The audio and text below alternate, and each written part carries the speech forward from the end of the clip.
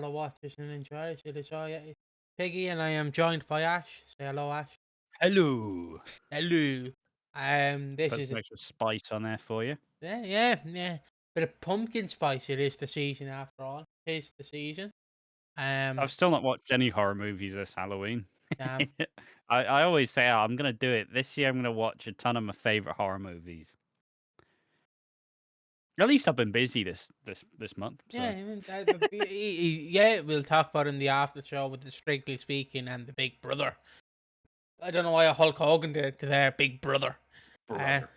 He is deceased now for a good couple of months, so we can't. We're taking back the brother. That's what we're doing. But yeah, this is episode 146, if my notes are correct.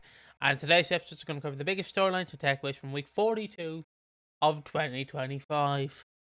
So next week, I just want to say, next week is the Halloween edition. Because I've always said that there's no point doing a Halloween edition the last week of October. After Halloween. Yeah. It's over. Yeah, because there will be 1 year, if we were doing this in 5 years' time, there will be 1 year where it actually will fall on Halloween. But that's not this year. But yeah, it's going to cover all the episodes from the 13th of the 10th all the way to the 16th of the 10th. Now we have some topics. Obviously, we have the introduction, which is what I'm doing right now. I did not change the timestamps from last week on this, so I'll have to refix them in a minute. Harry, then we have Harry is locked up. The good old Akon song. I'm locked up. They won't let me out. And then we have Lexi gets told the news. What news is that? Well, you'll find out. And then we have the trigger warning because the manosphere explodes again. And we have Joel gets arrested. And Ross basically taking the approach of, I keep sticking my finger in the socket and I keep getting shocked, but I don't know why I keep getting shocked. But I keep doing it every time. If you want all of that and more, you'll find out after that. Then we have the awards and the thoughts about the show. Then we have Strictly Speaking, which is just Ash glorifying Strictly. And I've added Big Brother because we like to talk about Lord Farquaad, and there has been some updates about Lord Farquaad. I don't even think I can say what he said on this channel. We get deleted off YouTube. We can put some it in delicate metaphors. Yeah. Yes. He does not like a certain group. Does old Lord Farquaad. And if you're wondering why we call him Lord Farquaad, whoa! He's just asking questions. I'll have you know. He's not hateful. He's just asking questions. That is my favorite response to do when you're being like. I hate it so much. I absolutely hate it. I'll get into it when we talk about Big Brother, but like amount of. This is going to sound really, really wild to say in the first 3 minutes of a podcast. Go ahead. But at least if people are bigoted and loud about it, at least they're not trying to like sell you something. Okay, go ahead. Where you're at least they're honest with their views, not the people who are just like, look, I'm not saying I've got a problem with insert minority. But I'm just asking questions. Like, oh yeah, great. Then you fucking just shut the fuck up. Stop hiding behind this veneer of good when you're proven to be a dick. I will talk about it when we get to it. I said it like fucking Paul Rudd in that fucking outtakes. My dick. But we will talk about it when we get to it because Gotta feel this dick. Sorry. Because we had started a YouTube channel as Lord Farquaad. And then I get to kind of talk about the Portland Frog. I can't really show the footage because it involves rubber bullets. I'm sure you can just find a picture of him. Yeah, I can probably find a picture of him. I guess I could talk about him now, but I won't. I'll save him. Because he's something Joel isn't. He's an actual hero. Well, a hero. Would he be a hero? Yes, he would be. Who? The Portland Frog. Oh, okay. For a second you said Joel, and I was like, whoa. No. I said he's something that Joel isn't. Listen, Ross. Pipe down, son. Look, I don't agree with all his views, but he does have some He does have some actual takes that are good. The fat boy approach. He I does. like we're still that Reddit thread was so good we still reference it like 2.5 years on. It's It's so ridiculous. it's one of It my was an all timer of just ridiculous Reddit threads. it's one of my favorites to always go back. It's one of my favorite like callbacks. It's going on the bingo card of watching Walford. He doesn't have all Yeah, the fans, but he has some of the fans. exactly. But I guess now, Just like us and this podcast. yeah, I am. Hopefully, nothing is too sensitive or too offensive on this channel. And also, before I start, the In-Betweeners is returning. Very quickly, just to say that the In-Betweeners is possibly returning in the next 2 years. They finally got the rights, Who and cares? yeah, just yeah. I can't wait for all the people who are going to be like, it's gonna be woke, yes, because we can't make the jokes we did 20 years ago, lads. It's gonna be a bit different, and plus these characters in universe have aged like 20 years, so pipe down. But yes, See, I don't know. In between, it's just exists in a layer of cringe for me, and I don't like to use the word cringe. But watching, like, I was like, oh fuck it. It's been years since I watched the In Between Us. I'll go watch it again. It's just like, and it's supposed to be inherently embarrassing because they are dumbass teenagers doing stupid shit. But it was too much for me to handle. And I'm someone who I get upset when people are just like, oh, it's cringe. It's so cringy. Yeah, you're cringe. Shut the fuck up. Shut your fucking mouth. But even that, I'm like, yeah, maybe not. Maybe yeah, not for me. but yes, that's And who the just fuck cares? Who wants to see these guys as adults? I don't know. Most of the humor's the fact that they're dumb teenagers. I don't want Simon to be Simon from fuck the same dickhead 20 years on.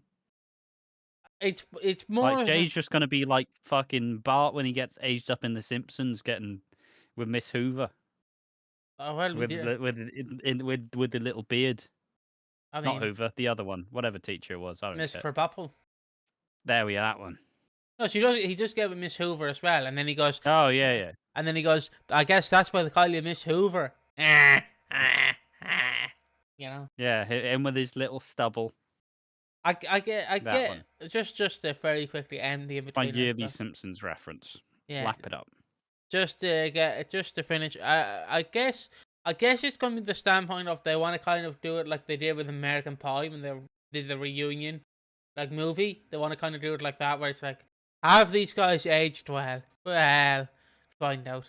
But yeah, that's that. Although other red flag of me though, I do enjoy the American Pie movies. So maybe that's my cringe. That's my cringe. I just know that one scene Blink 182's in. Um, yeah. Um, What, where they're watching Jim on the old camera? yeah. Yeah. I didn't realize it was Blink 182. So They are very young in that movie. I know that was like 30 years ago, but they are very young. Um, but yeah, I guess now 8 minutes in, it's time to actually talk about Harry. Because someone who likes anime, to be fair, also just a precursor. I thought this week's episodes was boring as fuck. So I probably don't have much opinions on it really. I can't lie. that's So fair enough. just pre-warning. You're expecting a lot. I've not got much. That's fair enough. And did you know there was a famous killer on EastEnders called Reese Caldwell? He locked someone up in a basement or in a cellar. Like Joseph Fritzl. I think that's the guy's name. I don't know. Yeah, just a name that doesn't really get any cheers from the audience. Can't lie. I know. But like, he locked Bianca up in a basement, and Oki's Storage unit. storage unit. Sorry, storage unit. Put the correct. Get your places to get locked up in correct, please.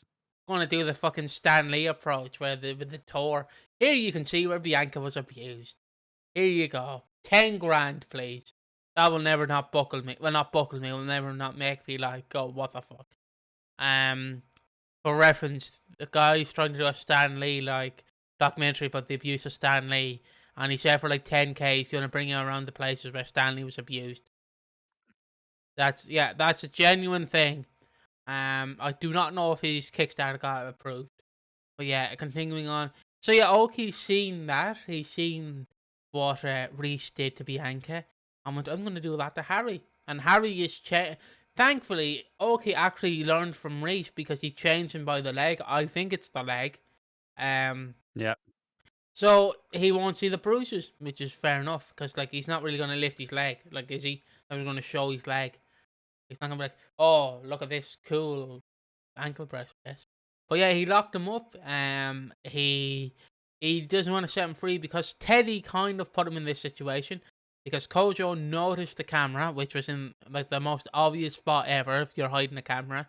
Like, It's also like I get that he wanted like high tech footage, but like it's hardly a it's hardly like a like it's just a part of a plug socket or something. Like what's he? It was the fattest camera I've ever seen, and he was right next to Kojo's prized possession that he takes everywhere with him it's on it. an empty shelf. There was only about 3 things on the shelf. I need to move my Oh, controller. it's ridiculous. Let me just move my controller very quickly. There we Once go. again, we said, as someone who probably loves the people, you probably know the best place to hide a camera is. I don't know what this running joke is. Yeah, I may not be a pervert, but if I was to hide the camera, to fully lean into the bit, but like as I was saying last week, you don't hide in the most obvious place possible. It this is gonna sound like a batshit reference, Just hide it next to the TV or something. but like it's like if Quagmire in Family Guy wanted to peep on the women, and he's just stood there like a lamp, and he has his like camera like that. It's like, oh, they won't see me. I'm stood like a lamp. They won't see me. It's the equivalent of playing hide and seek with your kids, and they just lie on the floor and start giggling. He won't find me. He won't. And You, obviously, what I only later realised is it's the whole point of the parents. The parents you play into it, don't you? You let the kid think. You let the kid think that they've figured out the fucking truth. I can't find you, Jimmy. I can't find you. And you just find you just farm the laughs. It's great. Or you just do what Joel did and just kick them. So yeah. Did But Joel kick any children? well, no, he kicked Vicky, so I was just a call back to that. Oh, oh Yeah. yeah. Um. Not But even the worst hardest seat game he's played in his life. he's played hide the sausage multiple times. But I've lost myself. But yeah, so after Teddy put it in the most obvious position possible, um, um, where was it? Yeah, so they basically got Harry locked up. I don't know where Harry is locked up, but he's somewhere. Seemingly in a safe house, Um, yeah, but I always hidden thought away from the world. he was just locked up in Kojo's flat, but the door's like locked, so No, Kojo I can't go mean in. it could be, but I highly doubt it. Yeah, but knowing Oki, he's probably done it. Let's be honest. Yeah, Kojo, I've got you. Don't worry, mate. Yeah, shut up. I feel like somebody would notice. My favorite bit is like if it is in Kojo's house, right? My favorite bit of that is Teddy and George would have found them. Had Teddy booted in the door, but George went, "Don't do it, lad. Don't do it." Yeah, true. Because obviously they don't have any keys, so they didn't want to boot in the door.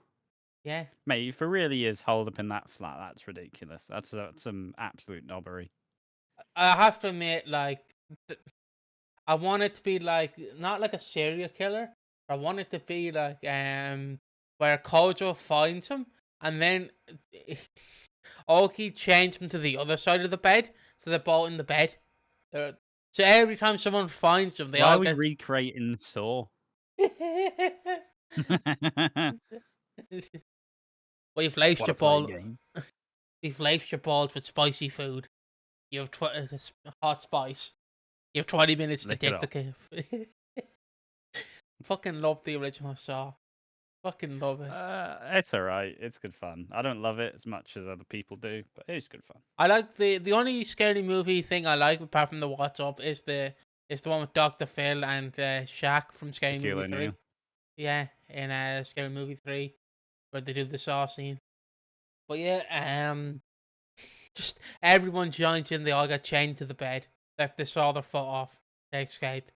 Um, but as I was saying, so yeah, Ogie's like, oh, okay, and then Gina's a bit upset because Harry went, yeah, I'm trying to get some milfs over here, bitch.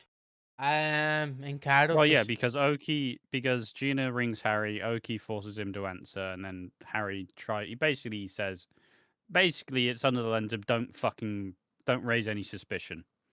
yeah, So he just kind of puts her off the scent essentially, and and then she kind of goes, "Fuck you," and and then gets angry about it. and then Oki grabs the laptop and has a drink with Gina, and then yeah, he goes back and he's like, well, they call me Mr. Smooth because I'm gonna steal your girl, bitch.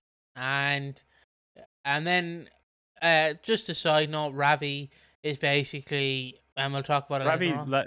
he tells Oki let let Harry go. Yeah, and then Oki goes, well, Harry, I want to steal your life, I just want to steal your life. And I swear to God, if this is gonna lead up to Christmas where he's still chained up, I'm gonna be so pissed. I'm I gonna, don't think it'll last that long. but no, because I want to say this, right? I don't care if you rehash storylines and make them different. The point is, we've already had this storyline last year. I know it's not the same level because Reese was hiding the It's not the secret, same. but it is nearly the same because he is chained up in a fucking location. And it pisses me off. Because I'm watching this and I'm going, why are we rehashing it? Why are we doing it? Why? And it just annoyed me. It just wound me up. Like, I think it's allowed to happen. I don't think like it's not.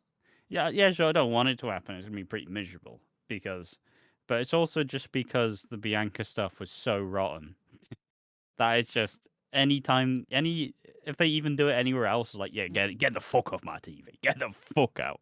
Not dealing with this shit again. But I don't think it'll last that long. It'll last until Ravi gets back and Ravi sees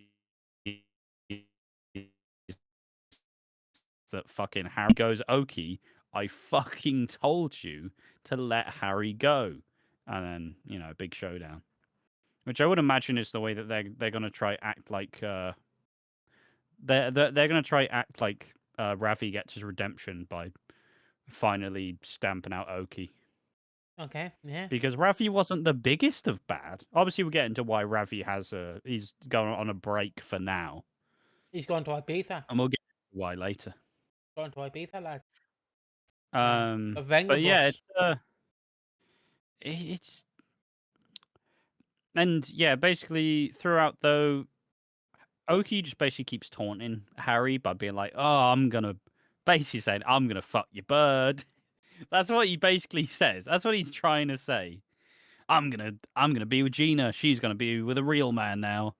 Um, just basically torture him, really. Provides him with some gear. Because obviously he's he has some substance abuse issues, so just plies him with drugs as well, just ruining his life.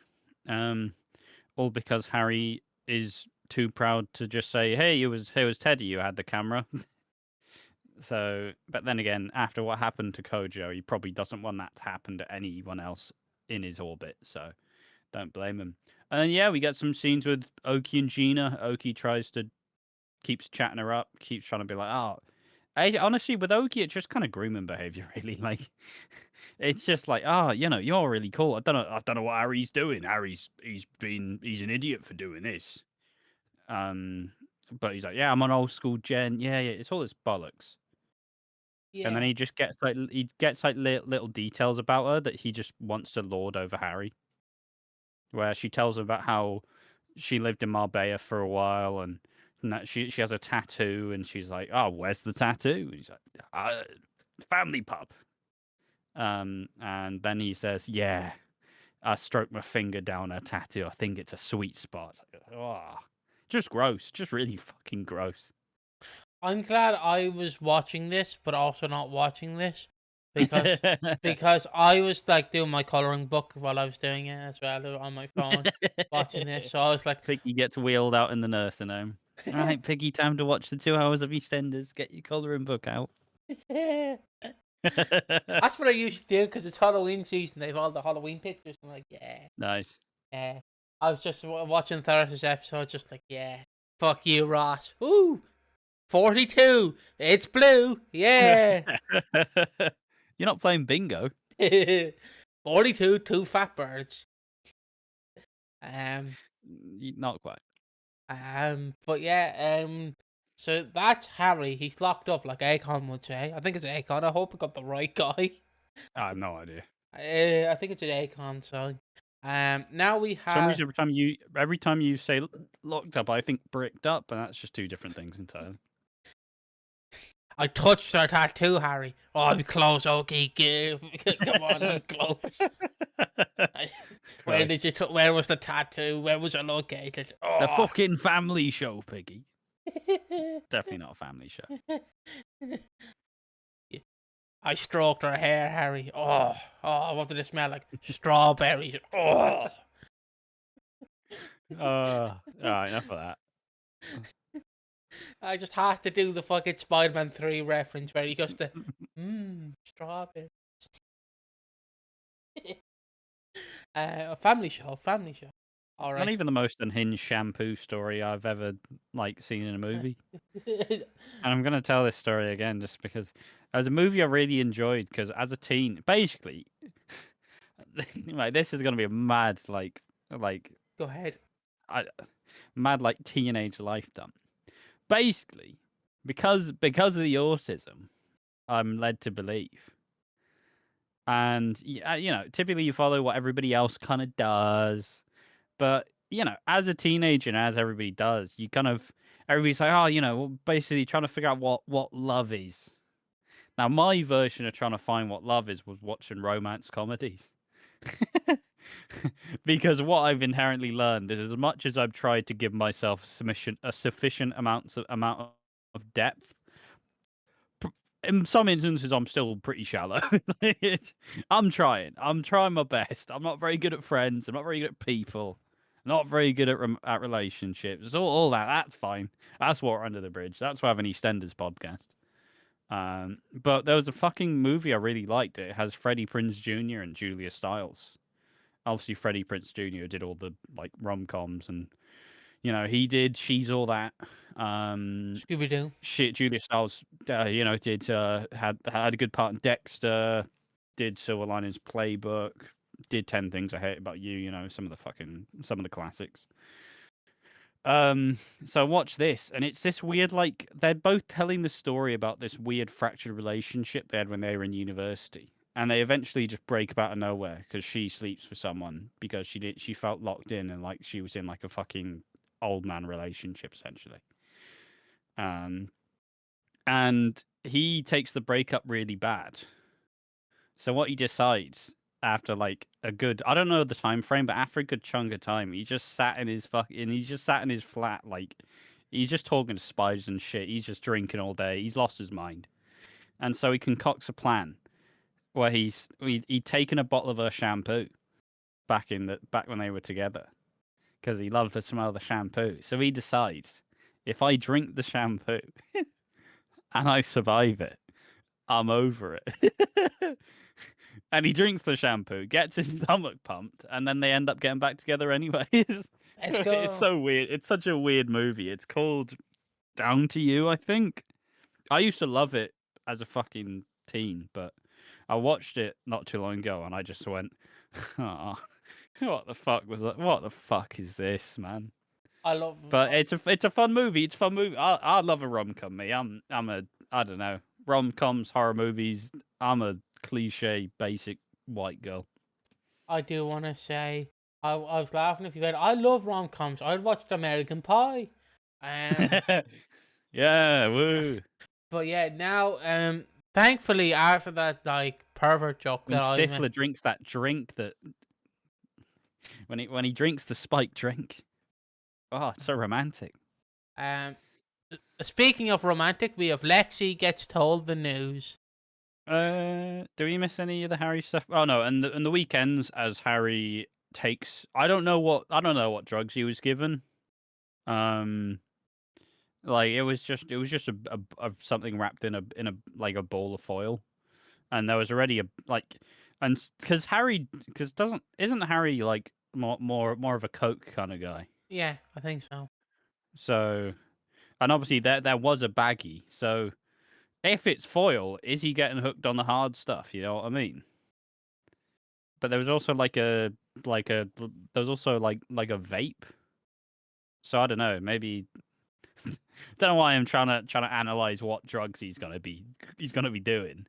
But it's more so the implications of is he going on the harder stuff as such? Is that like gonna be is Oki trying to get him hooked and dependent? Like when Gavin kept Phil like where Gavin kept Phil like locked up and like tortured him for like a month in EastEnders, hypothetically speaking, YouTube. Where he like plied him a drink and yeah, I don't know. It's just really there's definite problems with this storyline, and I'm glad that we are getting a focus on some of these characters. But it's also I remember I made a short that popped off where I was kind of saying I'm not too keen on this kind of Ravi personality transplant as such, and it's definitely like it shows how much a lot of us do give a shit about Harry and Kojo, and you know the knights are involved, and they have done a good job of building them up. But also the suffering just isn't that fun to watch. But it's probably more in the lens of like I love Harry and Kojo, so you guys back the fuck off. I'll go in there. I'll sort Oki. What are you gonna do? Shoot me? Oh no! What have you done that for? I'll protect you. Um, but yeah, I don't know. It's been a very like drawn out one for me so far. It's not even going on that long, but it feels like it's been going on for ages, and Yep. I'm not too keen on it. And And I don't know I don't know where Ravi goes from it. Obviously, Oki's dying. Let's be real. Oki's dying, and yeah, I don't know. I don't know how Ravi recovers from it. and Like I think me and my brother agree. We want Ravi to lose everything. Don't want him to die, but we do want Ravi to lose his whole family, and basically just be like Ross for a while. Where Ross is just like, why does nobody love me? It's because you protected a serial sex offender. Yeah, but he's my boy. Yeah, cheers, Ross. but What do you uh, think about the Ravi and stuff, though? what do I think? I don't like it. I just don't. I need an opinion. I just don't like it. Really, I find this Toy Story boring, drawn out. Like I get you want to do gangsters and shit, but like it's not really. Like, I know I signed up for this when I watched the channel when I did the channel, but like don't really want this, mate. You know, I've already seen someone be chained up last year. I don't really want a repeat of it. Where I mean, where no, sorry, Karen. I don't know why my stupid mind went to when Ravi gets back, he's just going to tell Harry to go underneath the bed, and then he's going to be like, "Oh, yeah, I freed Harry." It's just and then Harry's like, "Oh, who's underneath the bed?" Okay, no one. Shut up, Harry. And then it's I another think 6 months of that. my problem with it necessarily is a lot of like in the 2000s. Yeah, sure, you had like Johnny Allen and Andy Hunter. You had these characters, but a lot of the pomp and circumstances. It wasn't them like, hey, time to do some modern slavery, guys. Like it wasn't that. It was like, oh, they're doing cool stuff, and you don't mess with it. You don't mess with these people. They've probably maybe killed people before. Like it's not, but it wasn't like, oh yeah, look at this human trafficking. Like, and it's not this, but it's kind of it is the more of the grittier approach that you kind of you acknowledge that they're bad people, but you also don't really want to think about the stuff they probably do off screen. I think, and especially with it being someone like Ravi, for example, like who's going to invest in Ravi at this point?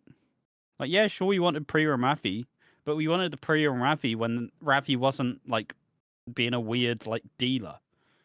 You know what I mean? So it's that weird thing where excuse me, it's a weird thing where yeah, you don't like you. I don't mind gangsters, but a lot of a lot of what they do, the evil can be told and not shown, and for the most part, that's kind of what they don't really do when they try to depict these more grittier issues.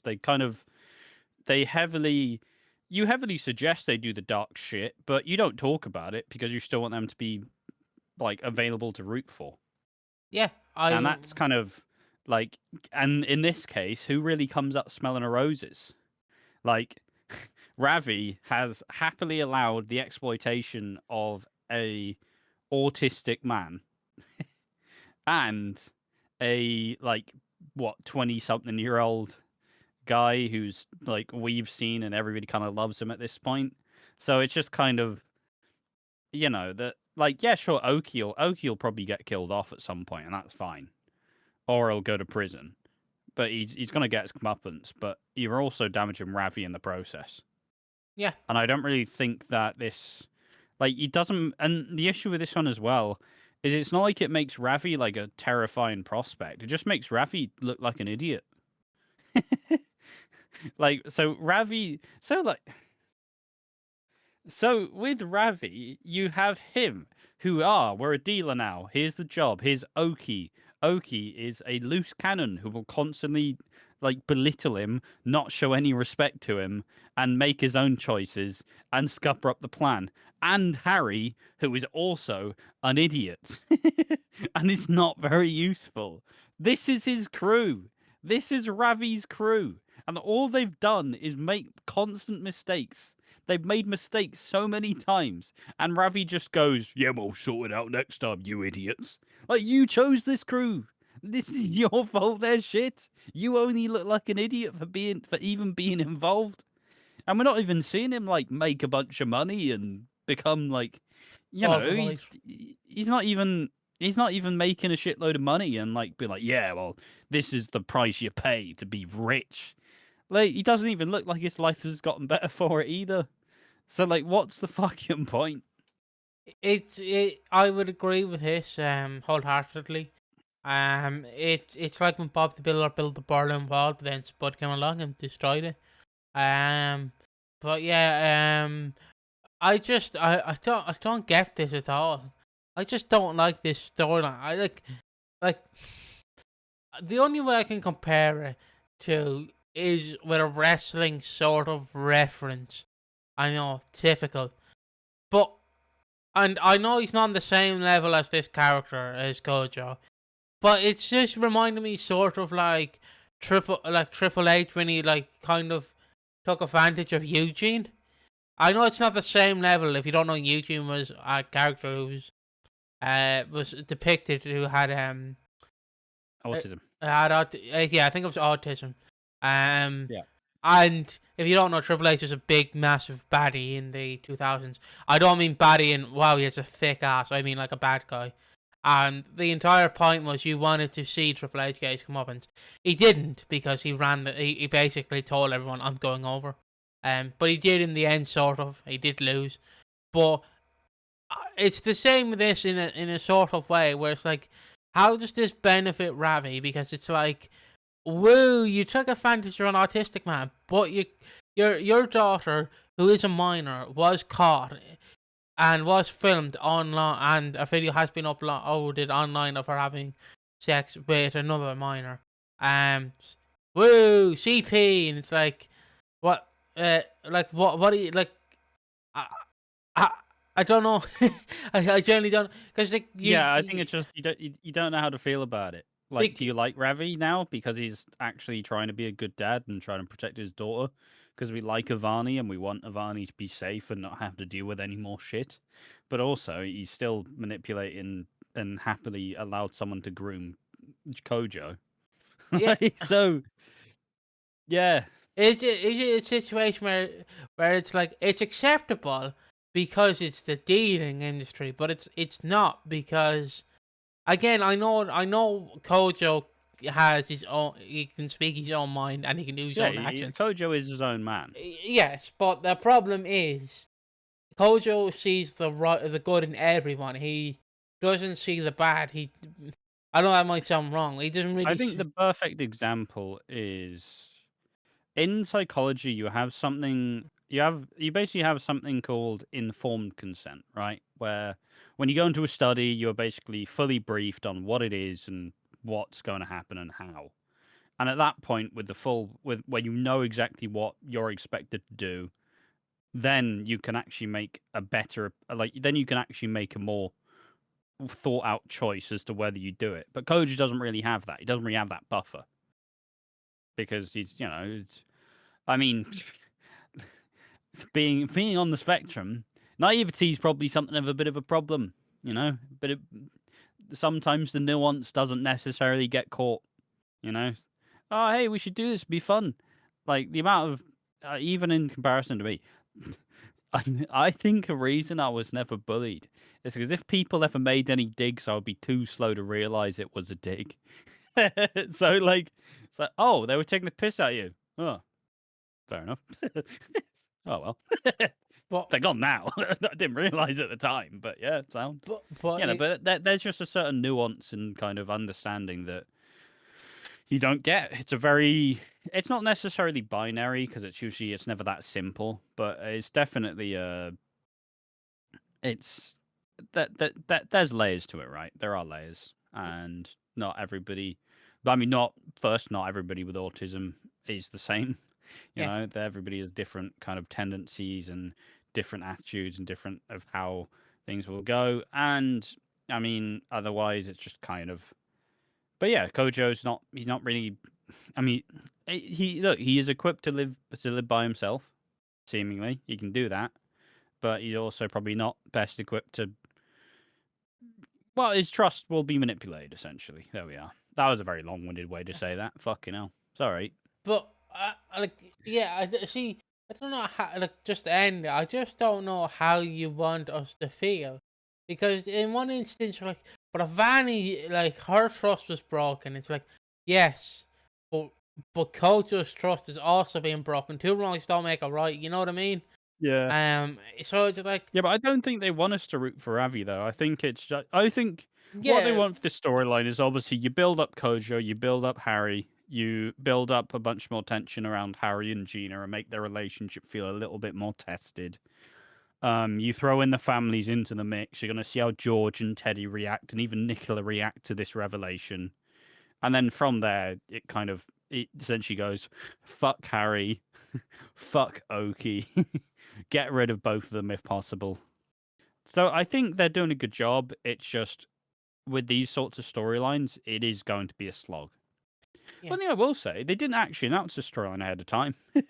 It's been very weird. There's not really been a bunch of huge storyline announcements this sort of year. no, It's kind of crept up on us a lot, really.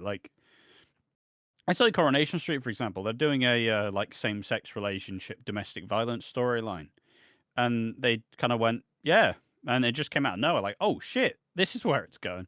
It's quite novel. It's quite novel to just have storylines happen, and it's not announced 7 years in advance. I will say congrats to Coronation Street actually showing that domestic violence does not just happen between platonic people or not platonic straight Yeah, couples. platonic's the wrong word. Platonic's the wrong word. Yeah, Straight couples. I know that sounds like I'm rooting for yeah. I mean, domestic violence, but I'm not. no, no. I mean, domestic violence is a very prominent issue in Yeah, society in general, and any sort of education for it is always important because it's way too prevalent.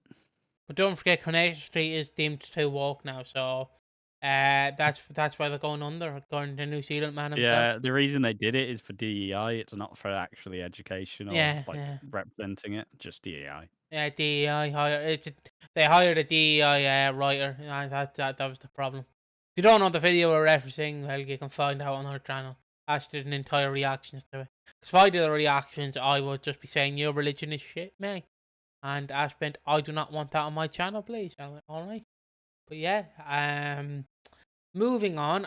Finally, we can move on to Lexi gets told the news. Now, what news did she get told? Did she get £50 in her birthday card? Well, her birthday's not for another month or so. But actually, New air fryer. And did you say an air fryer? Yeah. Imagine going up to a 10-year. I think she's 10. Imagine going up to a 10-year-old. What'd you get me? I got you an air fryer. You're cooking shit Whoa. of. But I'm still on an easy bake oven. That's a belter. That's a belter. Um, I'll say that one thing I do find funny is the audience. The audience both love Lexi and hate Lexi at the same time. Like the audience, like, yay, Lexi, she's so smart and she has really good lines. But why are they treating her like she's a kid? 'cause she is one. 'Cause she is a kid. Yeah. She is a kid, and her mum also died not long ago. I'm not saying that delaying. I'm in this. This may be a bit of a weird statement, but kind of both having a parent die will also both make you grow up quicker and also make you progress slower. Like there's a certain part of the child in you that dies, but there's another part of the child in you that wants to not deal with the shit. So I don't know. It's a kind of rough situation to be in. I still think Lexi's good. I don't think we're at the time where we need to recast her. I think she's still got more than enough time to grow. So Yeah. but they fucking each time they go, why'd they just treat Lexi like a kid? It's like, she is a kid.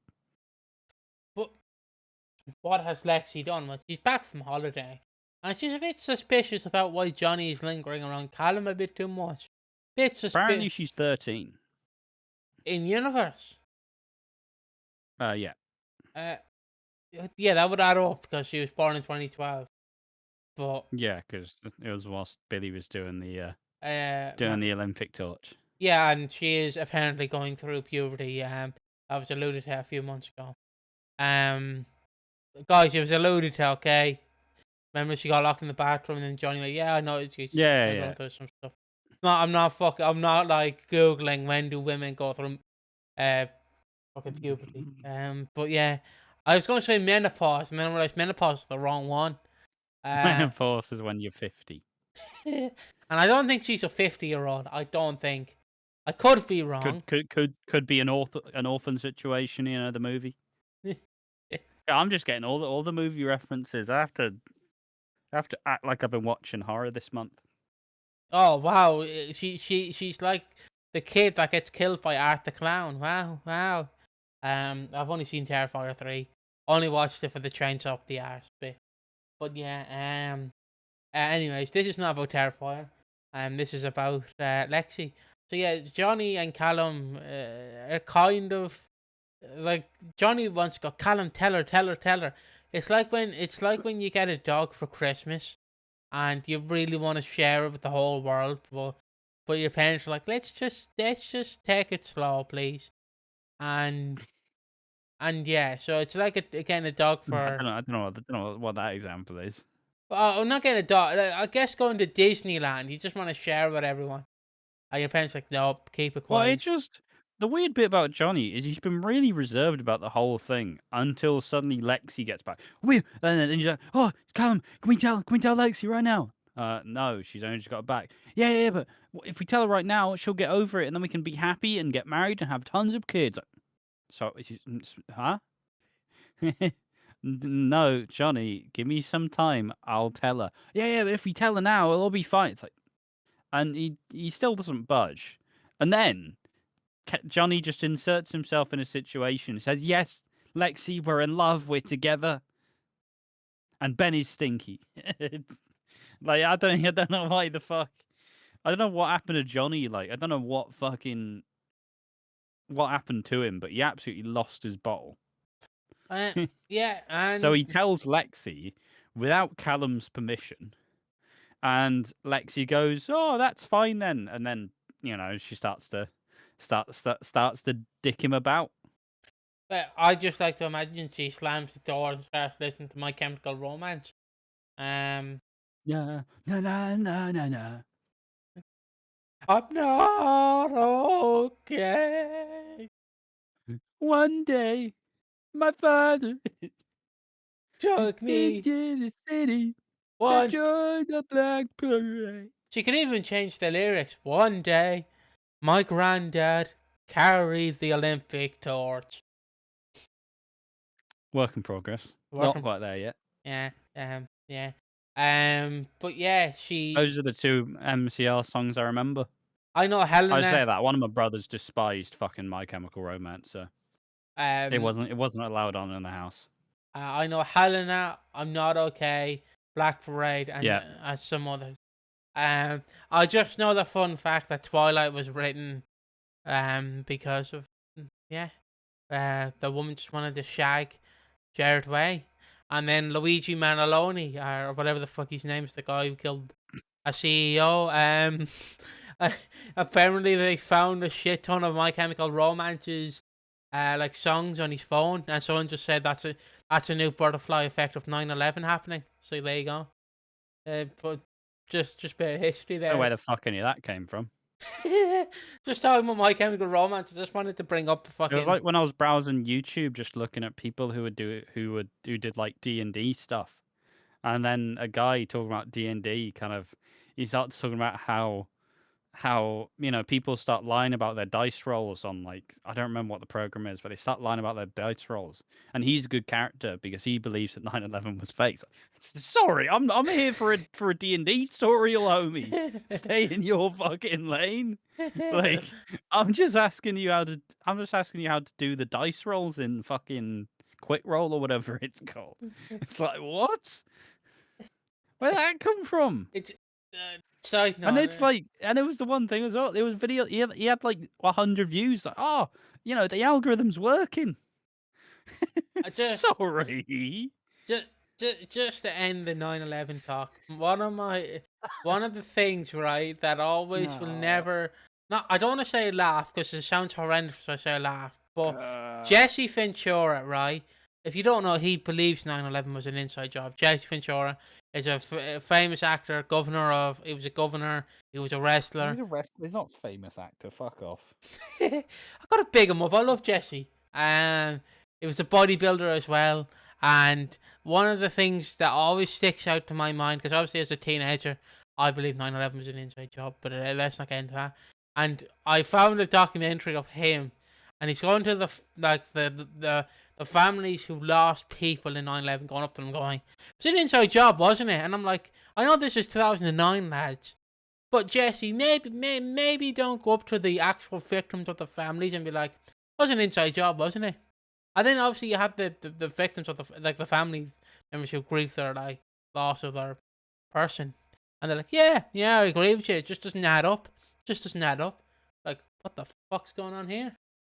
But yeah, that's just a weird thing I want to bring up. But anyways, back to Lexi listening to My Chemical Romance, which there you go.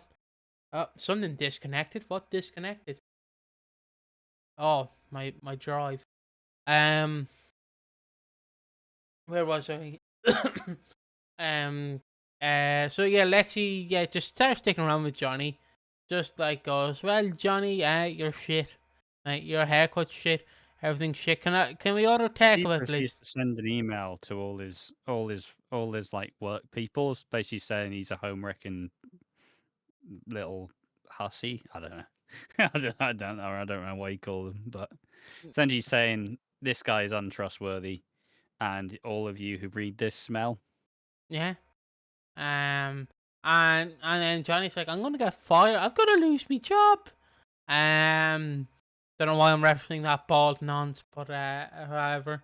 And yeah, Lexi's like, well, tough shit. You destroyed my family. And Callum's like, it's not like that.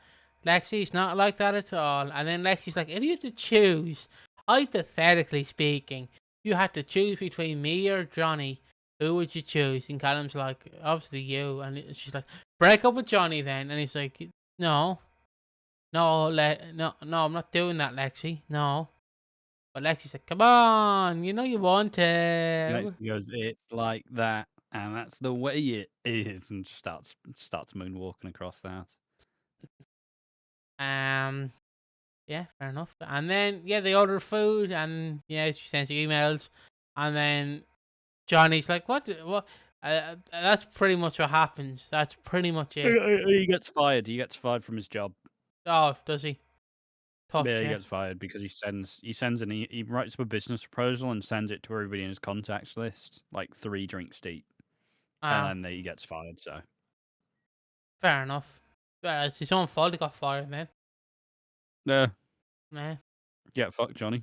you get fucked. Yeah, Next time, don't steamroll into someone else's fucking like relationship. true, true. Signed the Ballum stands. Probably. No, um, just don't overstep the mark. I would agree. It's like fucking because he goes to Lexi immediately. Ah, hey Lex, can I call you Lex? All right, Lex. They're like, all right, hey Piggeth. How are you doing today, Piggeth? Can I call you Piggeth? Yeah, Piggeth.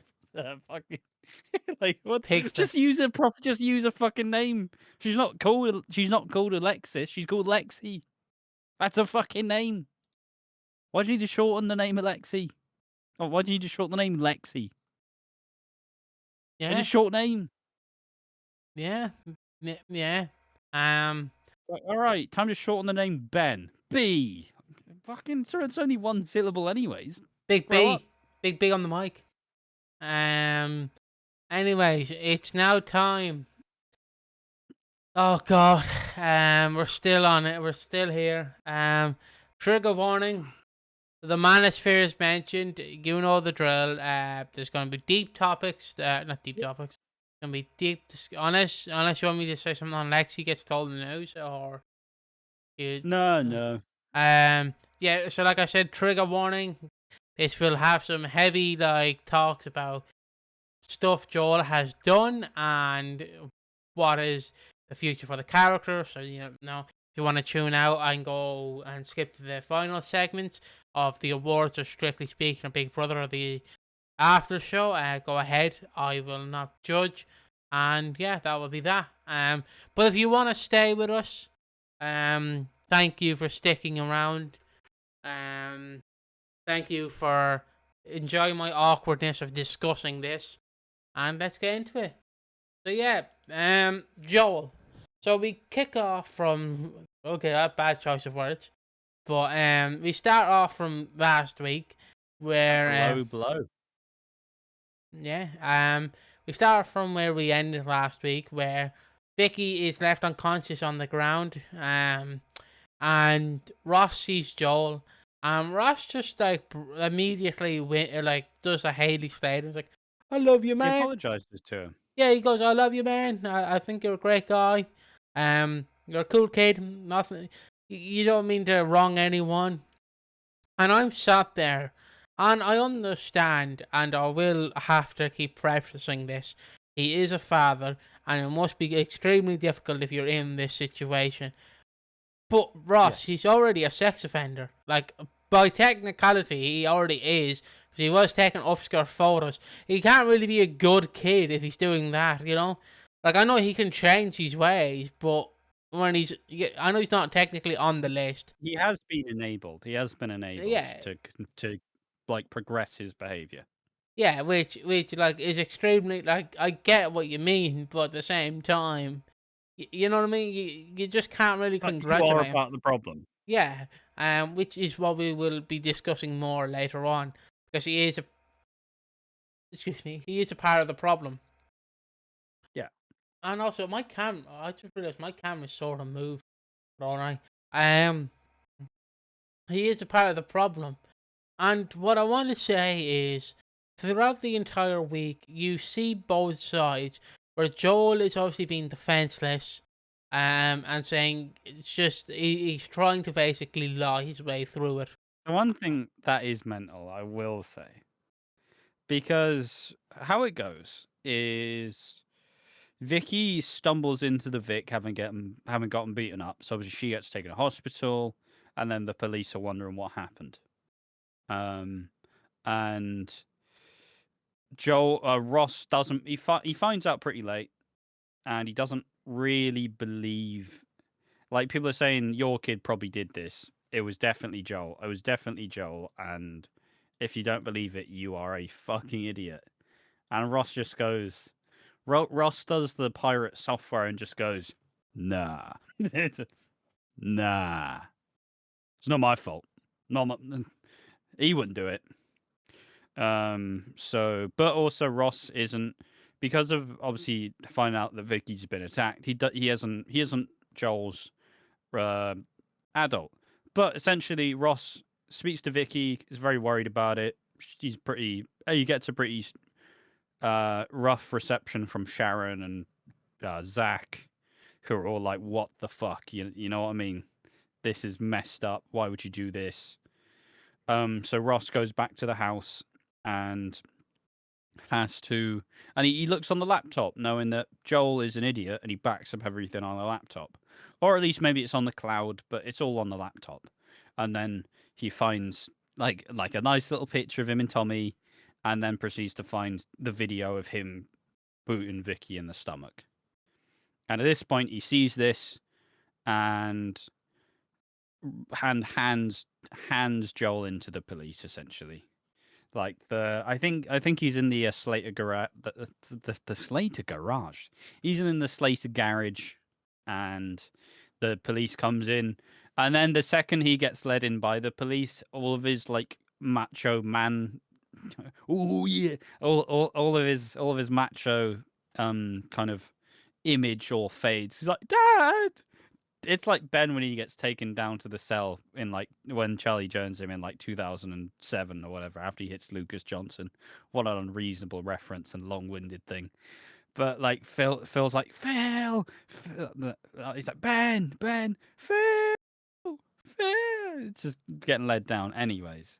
So all of his all of his machismo drops, and he's like, Dad. It's like he starts crying as well. I And the one thing you did mention is the police officer's so like, all right, mate, watch your step now, mate. Watch your yeah, step. yeah, Go on. yeah, which I love because like obviously. Like he's corralling a dog to go outside to have a poo. No, go on, mate. I know you're a bit tired. Go on. Like, right, I need to explain it. So you obviously have the woman officer who's like, come on, get in the, she obviously doesn't swear, she's like, get in the fucking car.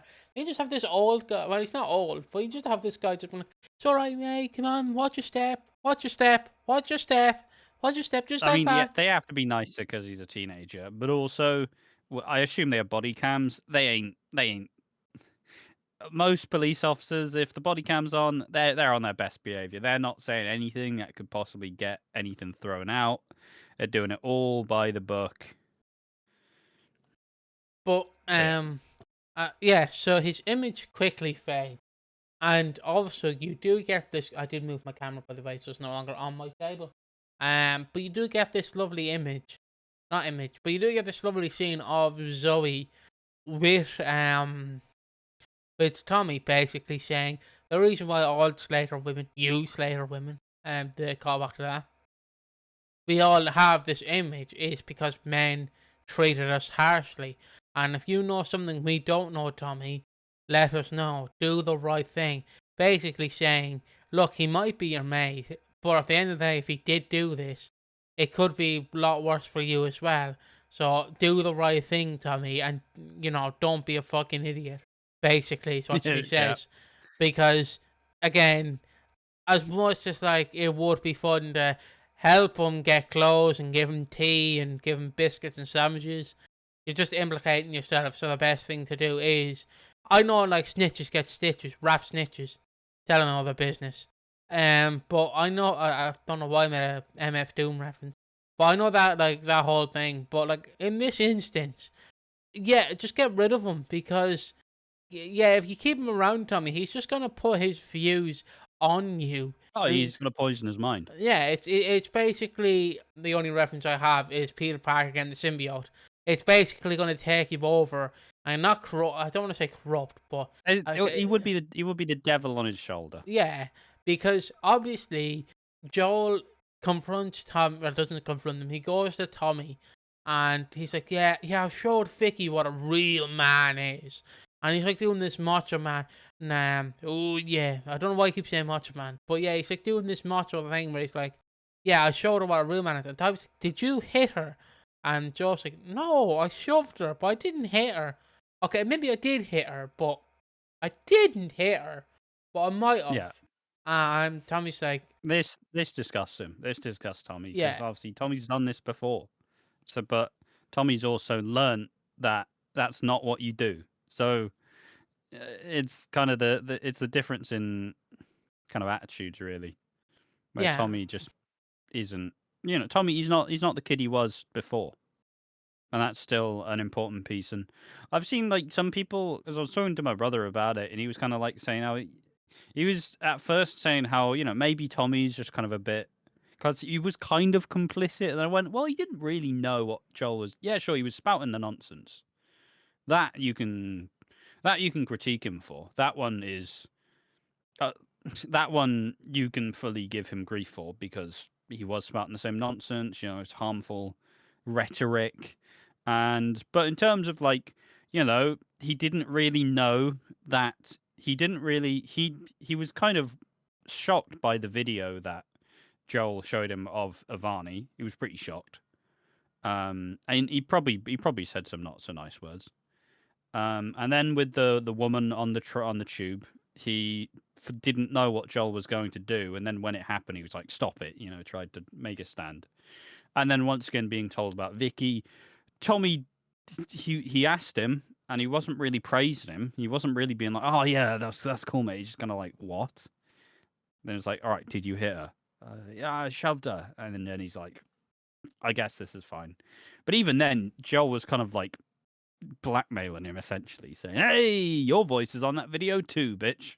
So if you say anything, I'm gonna fuck you over." But we're mates though, and mates don't fuck other people over. But Tommy did. Tommy did fuck him over. Tommy did snitch, and yeah. So then we get to the scene where Ross is getting interviewed by the police, and perfectly, Joel is being interviewed by a woman detective.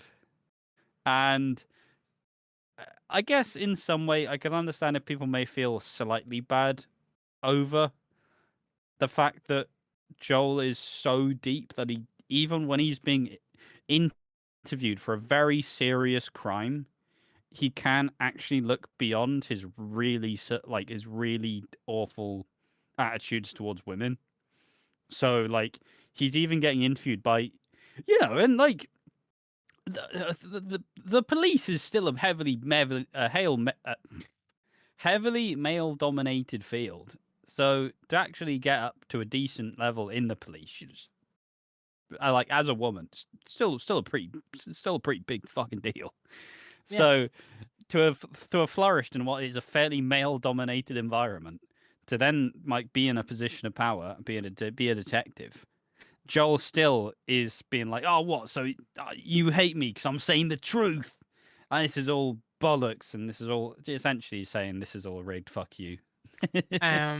Yeah. So he can't even look. He can't even look beyond his awful ideas, I which is the wild part. I will add to this that yeah, he basically Ross gets interviewed first and is like, "I didn't hit Vicky. I would never lay my hands on a woman."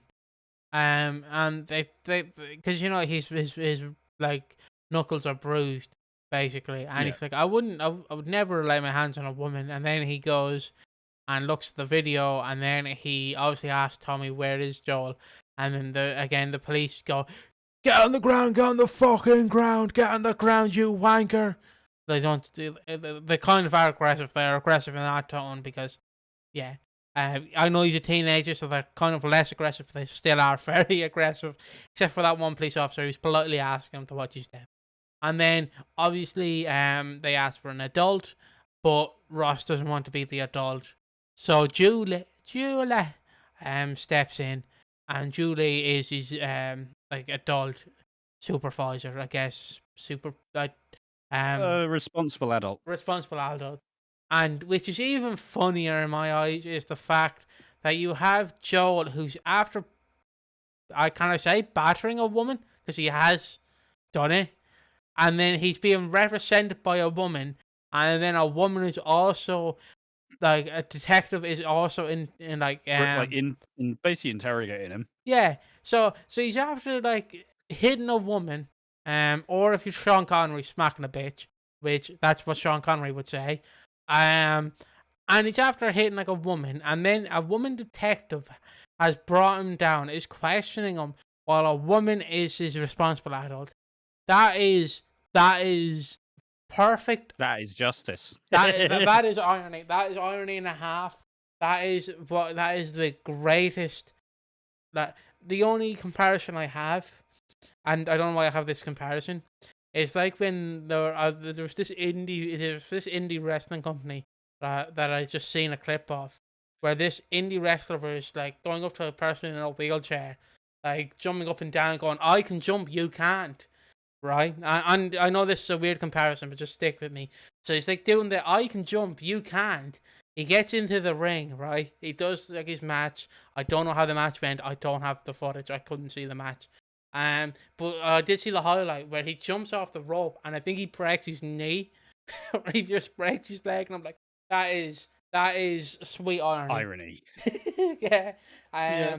But yeah, and at that point, Joel kind of goes, "Oh, so my dad tells you this. Well, he's nothing. He's weak. He's pathetic, and he means nothing to me. He's dead to me."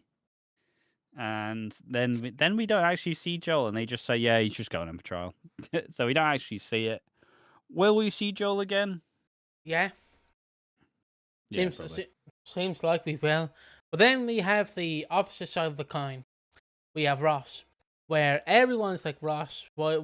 It's because from the perspective, the Walford residents don't know of his crime in Australia. They only know of him on the tube. Hold on. Oh, excuse me. Has some And chucky. he was also pretty public about Avani as well. And yes, and then the Avani stuff gets told, and also what he did the previous week, where he shows some consent, non-consent pornography. I'm making a guess that that is the pornography he showed. And basically did this to a woman, telling her to shut up. And with all of that combined, everyone is looking at Ross going, May. And Ross is like, what? What? I can't raise my son. It's like, yeah, but Ross, in this instance, you can't. No, you clearly I'm can't. having a meal, a Succulent. succulent Chinese meal. What is the crime? Concealing the actions of a sex pest. He's my son. Yeah, but he's still a sex pest, though. Ah. But it's just, and it's the thing. I honestly, I don't know if we're supposed to feel bad for Ross because, and that's probably the debate. But we've pretty much done this a bunch before. Essentially saying Ross is a part of the problem. That's understood. He is part of the problem. There's no like nothing else. There's nothing to debate there. Ross has enabled Joel's behavior. Yeah. But also, should the behavior of your kid define how people view you? I guess is the other question. Well, I guess the comparison we can make, because it literally is made in this week's episodes, is Ian helped Bobby. Well, not helped Bobby, but Ian. I mean, he Ross. did. Uh, They concealed Bobby's part in okay, so Lucy's murder for a year. so yeah, Ian did help. But to be fair, I guess Ian didn't technically know, but Jane did. Yeah, but Ian did still kind of, hide the secret of Yeah. Bobby's death. But I know that one's a bit more of an extreme one because I know murder. And I'm not Yeah, no getting one's it. dead. Yeah, and I'm not getting into what's wrong. What's wrong? Taking upskirt photos or killing someone? I'm not getting into that debate. You wouldn't steal a car, would you? You wouldn't steal video, would you? But on that, it, the actions of your kid shouldn't define who you are as a parent. Depending, see, the difference is Depends on what you did as a yeah, parent, right? like comparison. Ian didn't really like when Bobby accidentally killed Lucy. Ian didn't go, well, here's a knife, stab as many people as you can. The problem is, the difference is, when Joel basically is caught with the tube incident, and then is shown adult, very hardcore pornography, and Fucking tube incident. well, I don't know, well, it is the tube No, incident. I'm not. It's just a funny term. It's just caught me off guard. Oh, sorry. Especially Of just the tube incident. it's even worse in my accent because I'm saying tube like CH tube, but especially like when the tube incident happened, and then Yeah. you have the crimes with Avani, and then you also have him showing the pornography. Ross did initially disown him by throwing the laptop in water, and then he went, "Oh, Joel, I feel bad. I bought you a new laptop." Yeah. Like that's not how like because he couldn't figure out the fucking adult parental control, so he basically waterboarded He the just put it in laptop. water, yeah. He Yeah. waterboarded the laptop and then bought him a new laptop and went, "Don't do it again, son." And Joel went, "I won't do it again, Dad, I promise." And obviously Dickhead. did it again. He went, "Wait, dickhead, Yeah, wait." essentially, but like, you know, it's like Dot with Nick. Dot definitely Dot wasn't Dot was never really complicit with Nick's behavior. No, But she also kept accepting him back in despite everything. but the Um, the but difference, also, yeah, the difference is Dot did disown Nick, and Dot did say, "I don't want to fucking see you again. You need to pay for your actions." and I will say on with Nick as well, is with Nick, every time it did seem like Nick has changed, Dot would accept him because she went, "Oh, you changed, so you must be good." And then when the cracks start to show that Nick hasn't changed, Dot would be like, "Get the fuck out of my life, please. Just get the fuck out of my life." And then when Nick would come back, Dot would be like, "Oh, you changed again."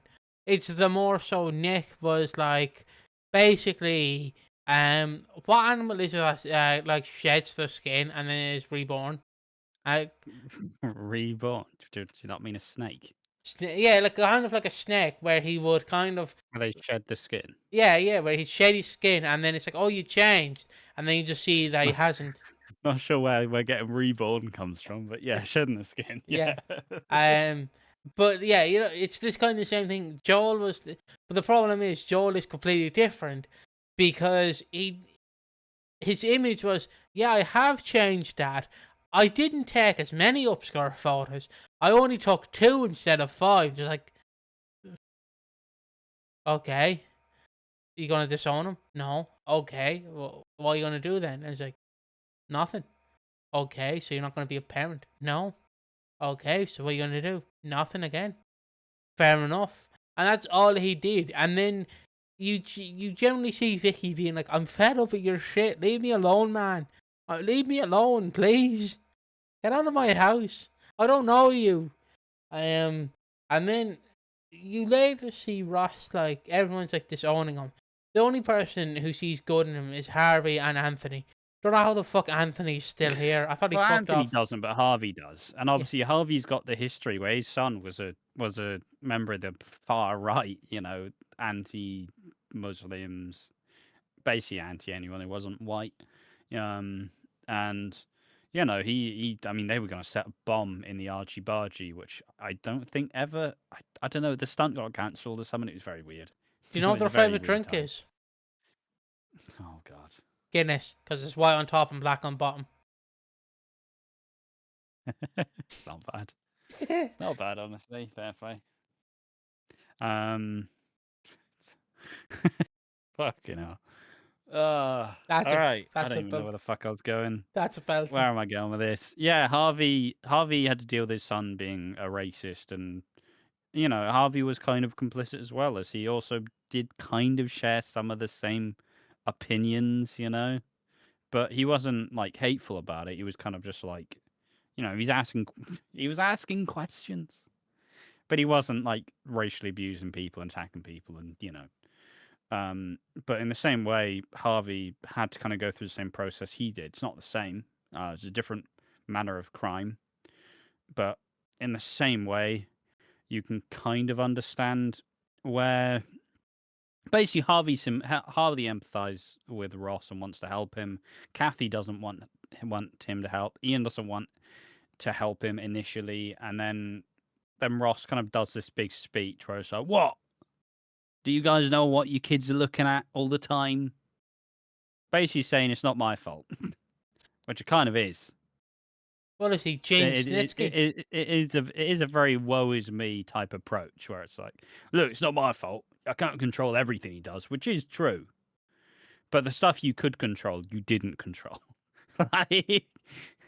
like, you would know what would have happened if you would have went to the police and actually faced consequences. Maybe he'd be on a sex offenders list at this point. Probably wouldn't be allowed his phone. You know what I mean? Probably wouldn't be allowed to share images online.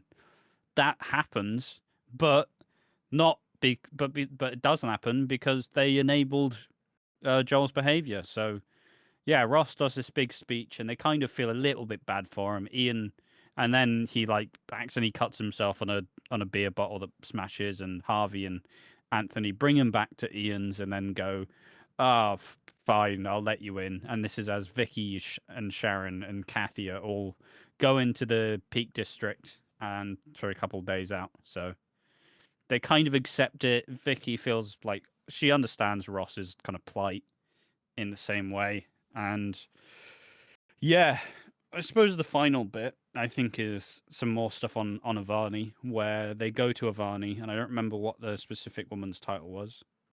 Um, it was also called that. Oh god, I don't even know how. What am I even trying to say?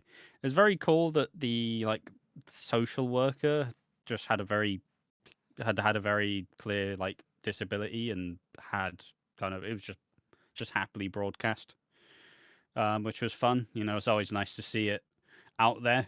Some kids could resonate with that. I'm I don't know how to describe it because I don't know the right terms to suggest it, but the social worker, yeah, it was just cool. It was just cool to see.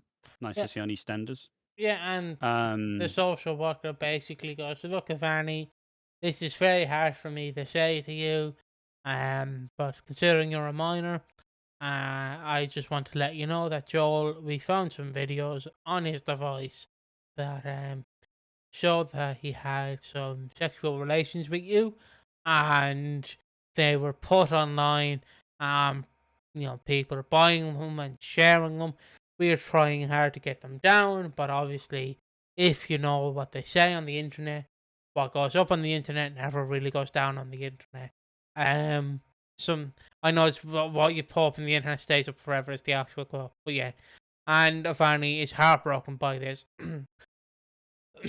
Because throughout the year she's been just I I want to say punch, but considering we're talking about Joel, it feels a I bit mean, wrong. it's been inherently traumatic for Ivani. Yeah, It feels like every single thing she's done has like deeply affected her, and it's just a very sad thing to have to deal with for anyone. And like it's been an onslaught of a year where she's had to deal with so much stuff going wrong.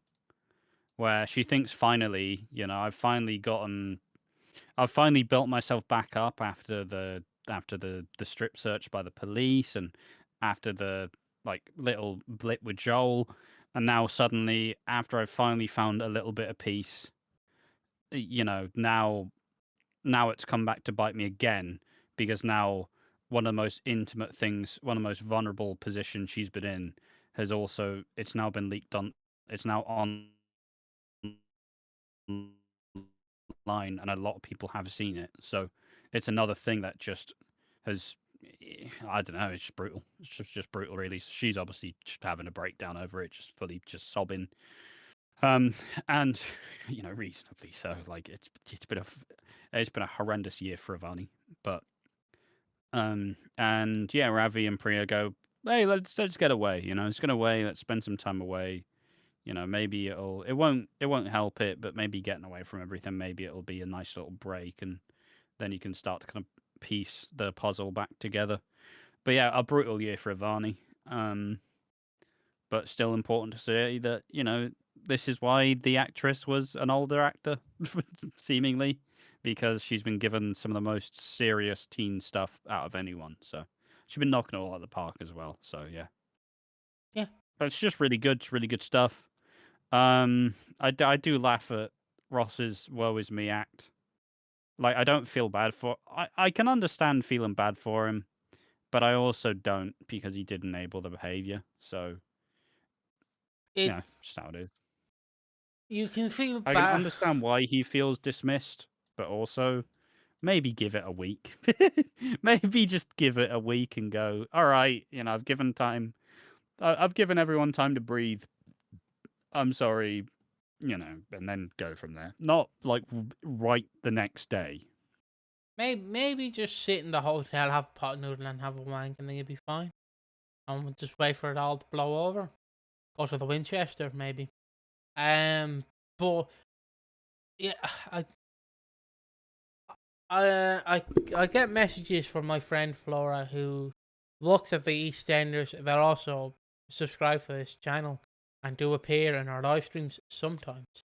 But I do get like the messages from them saying like, "Oh, I feel half bad for Ross, but I understand why people don't." And basically, like, yeah, you can feel bad for him because he has like tried to help his son and tried not to get caught or tried to hide the fire in the kitchen and basically go, "Don't go in there. There's a fire in there."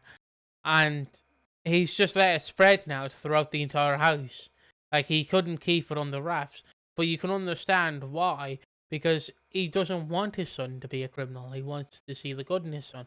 He wants to see the good in him because it's what he believes. Because even as a parent, that must shock you if you know, find this horrific stuff out about your kid. Um, And it's just like it's an understandable reaction because you've raised that kid. You've yeah, raised them since they were a baby. So like, nobody expects their kid to turn out to be like a what Joel is.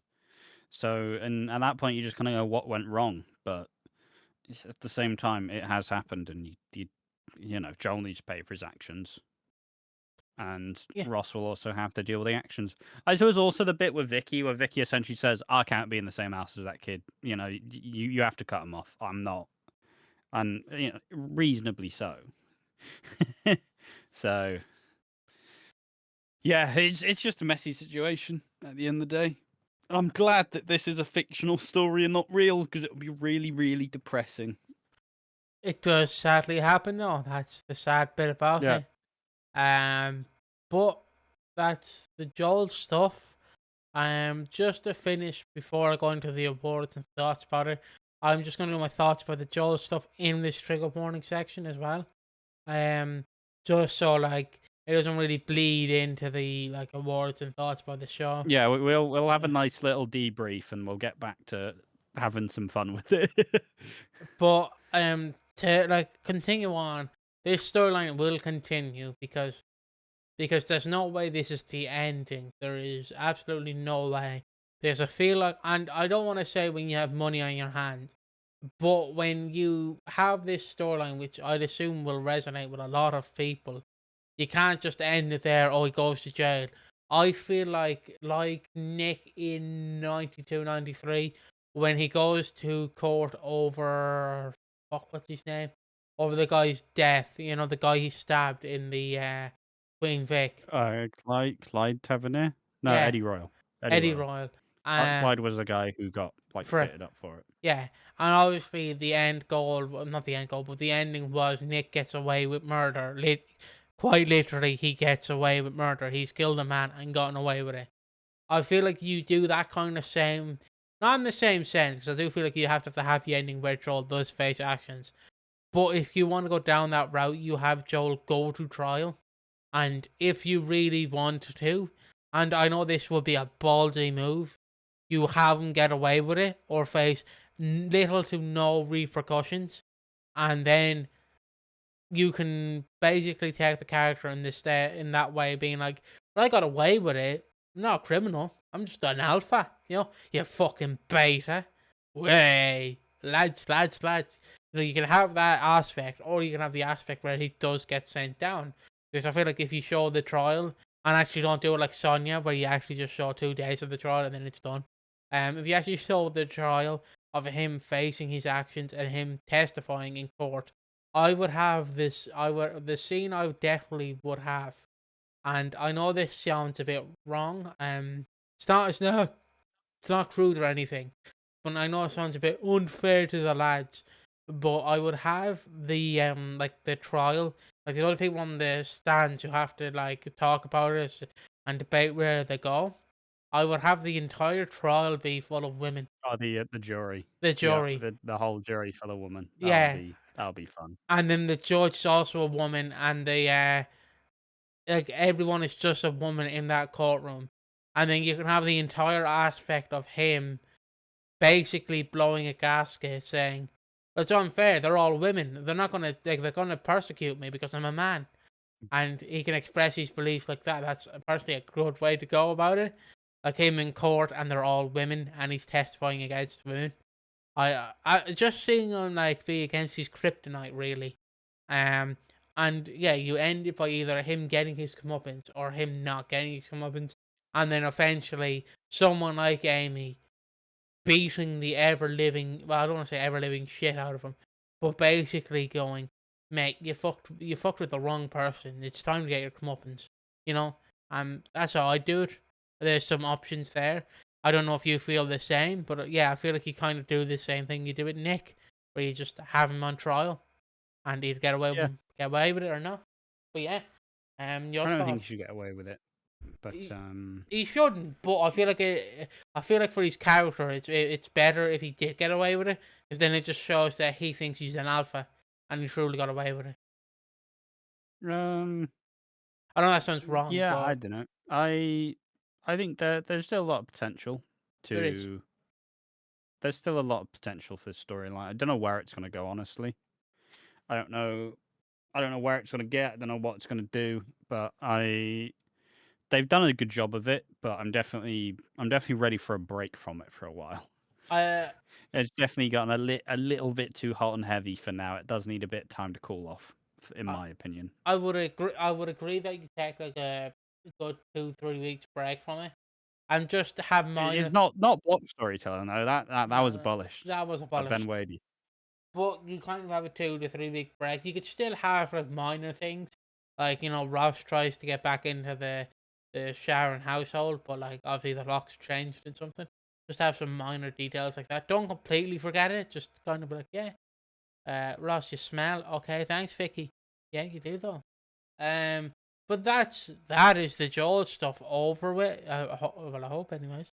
And now it is time for the awards. I'm just doing the timestamp.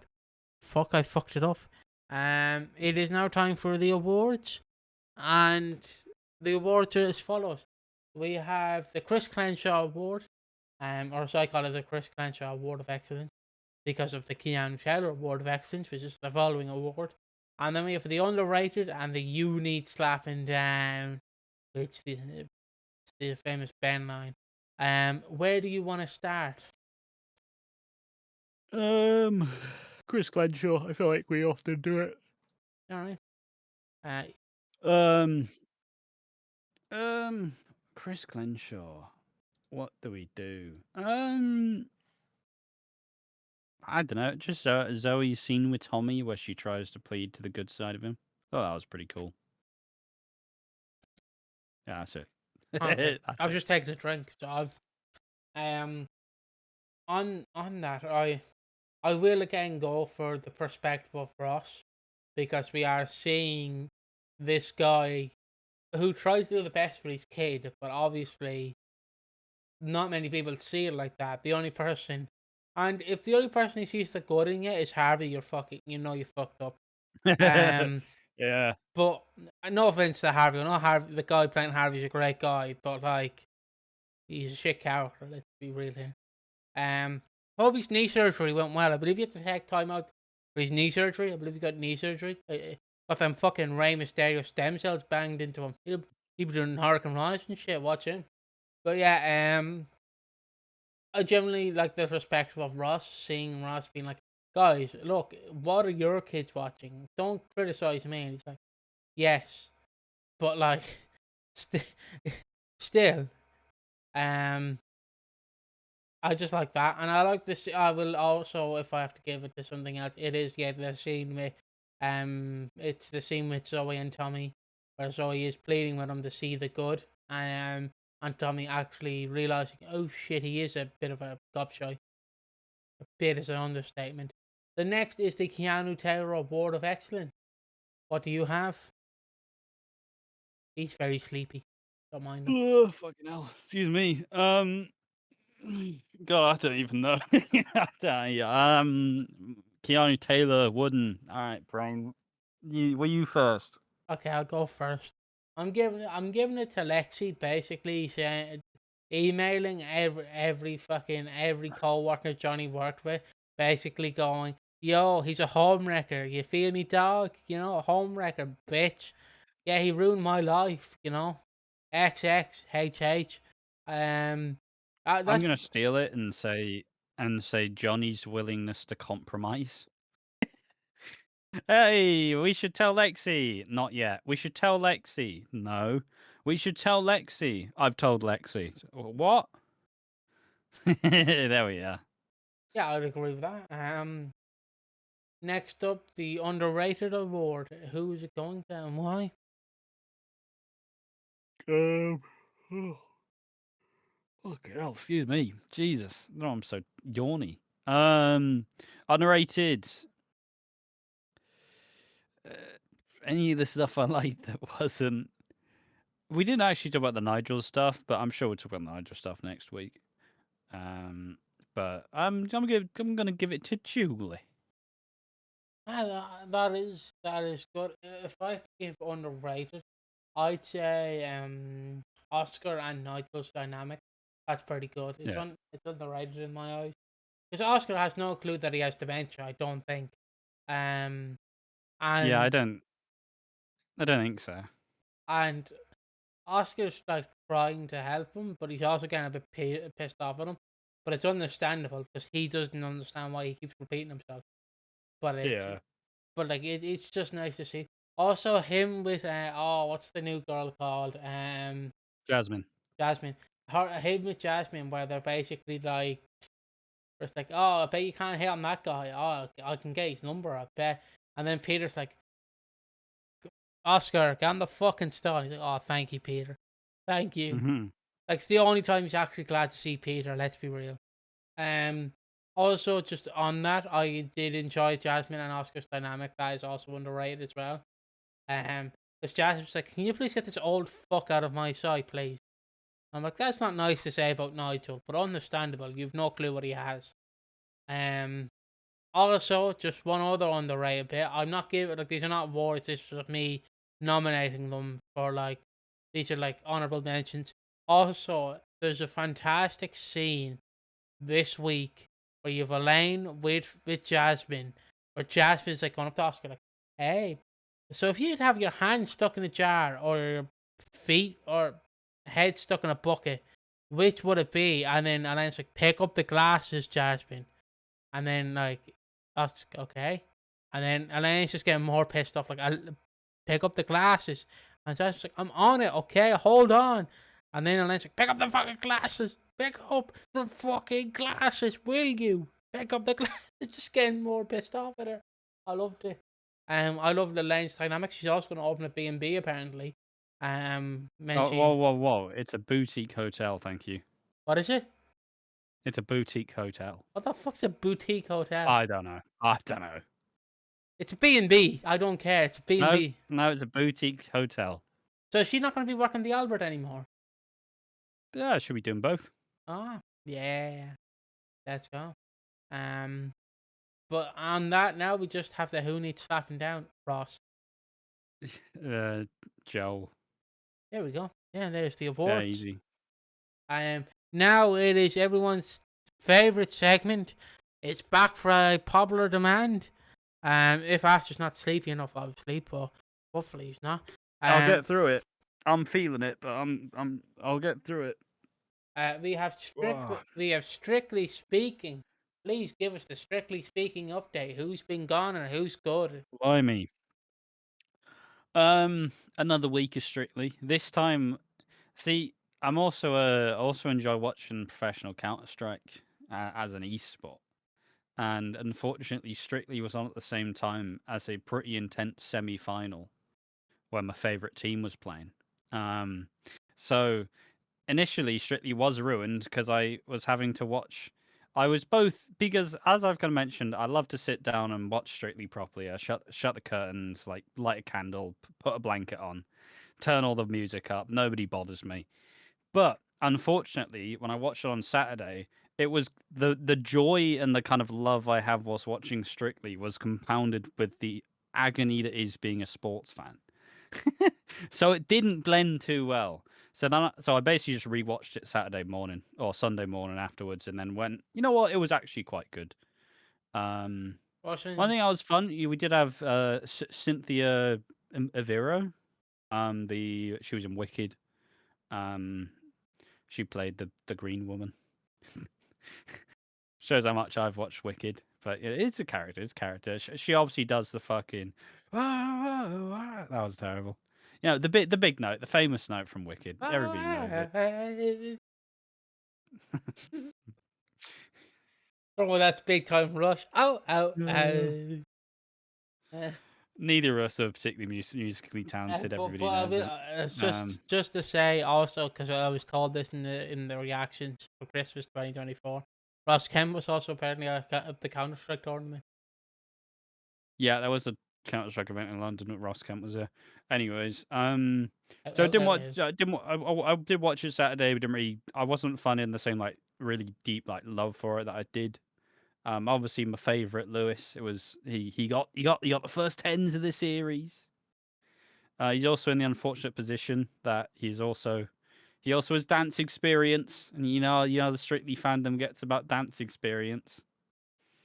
I remember for the one funnel we watched where it's like Leighton looked like he was going to win, and I loved Leighton, but I also loved Ellie and Vito. So I'm like, he's a professional dancer. He's a professional dancer. Oh, Ellie won. Hey, love you, Leighton. Yeah, I was still rooting for Les Dennis, but he was still gone. He was just gone. He's gone by that point. So sad. He's my Braden Walker. But yeah, Balvinda Suki was in the dance off, which was very weird. I don't know why. She seemed to get the look. I'm not being rude, but you need to fucking get better treatment. You know, everybody gets it each year, where it's like, well, that wasn't good, was it? I thought it was alright. Well, you need to get better. I'm not being mean. I'm just being honest. And then they just say some really shitty comments to them. Fortunately, Stefan Dennis from Neighbours, he was ill, wasn't there.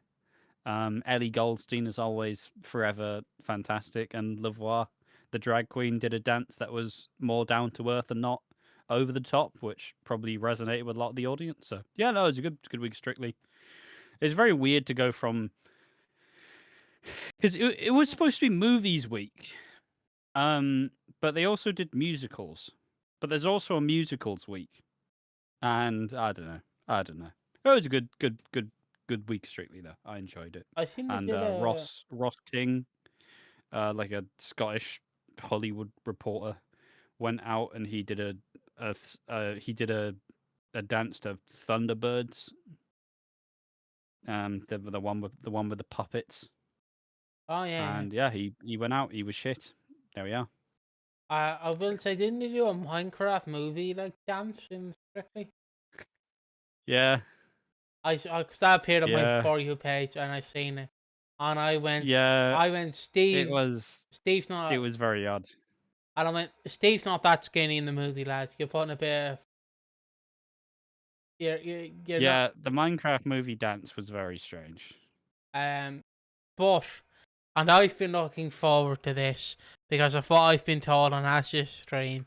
Now we physically cannot we physically cannot mention I from what I was told, and Ash will chime in more. Lord Farquaad, I don't know his actual name. Can you please give us his actual name if you want? There's a guy called George Gilbert. George Gilbert basically did did an expose video on Big Brother, and he did something along the lines of saying the Austrian painter, he was bad, but he was also not a good person. But we need to see. Well, essentially, he was saying he was He said he was misguided. Yes, which I need people which is definitely an opinion to have. Which yes, is essentially saying he did nothing wrong, which was yeah, and a choice. Which I will say, if you have that opinion, don't broadcast on national telly, lads. Like, you know, It, Well, to be fair, it wasn't aired because it was pretty yeah, controversial. yeah, So yeah. I know it wasn't aired, but what I'm saying is, don't say it in a place where cameras are like on you, because like yeah, and also he said this the first night as well, night because one. because like I need to like just preface this. He is one of the most famous dictators in the history books. Is the Austrian painter, and it's the fact you said he did nothing wrong when it's like, yeah, but what do the record book shows? 6 million, and it's like, yeah, it was just a blank spot. Honestly, he just Oh, I finally and the second one. So yeah, essentially saying he was misguided, he'd nothing wrong. yes. First night, by the way. Then I think night three, he was having a conversation about essentially saying how he's essentially saying he is kind of a rare breed because obviously he is the ginger gene, which is a recessive gene. Um, and I feel like I know where this is going. so he basically said he would not want to breed with people who don't carry the ginger gene, which basically means I assume it's just people of color. because he wants to he wants to keep the bloodline alive. And it's like natural selection, anyone? You know what I mean? Like he also kept making a bunch of fucking like World War II kind of references with with Germany, where using like crystal night, the night where all the fucking houses were smashed in, a lot of people were killed. And yeah, it's just, and then he obviously got kind of people annoyed at him because he mocked an openly gay guy for being camp. Um, and I think the final straw was essentially saying, look, if all the great intellectuals thought that people of a certain religion were problematic, maybe the intellectuals have a point. Essentially saying, hey, if a bunch of intellectuals hate people who follow Judaism, maybe they have a problem. And it's like, what? What do you mean? Do you And mean then he kept saying, like, oh, yeah, I'm just asking questions. the country that begins with an I and ends with an L? Those people. Yeah, well, just Jewish people. All right. Essentially saying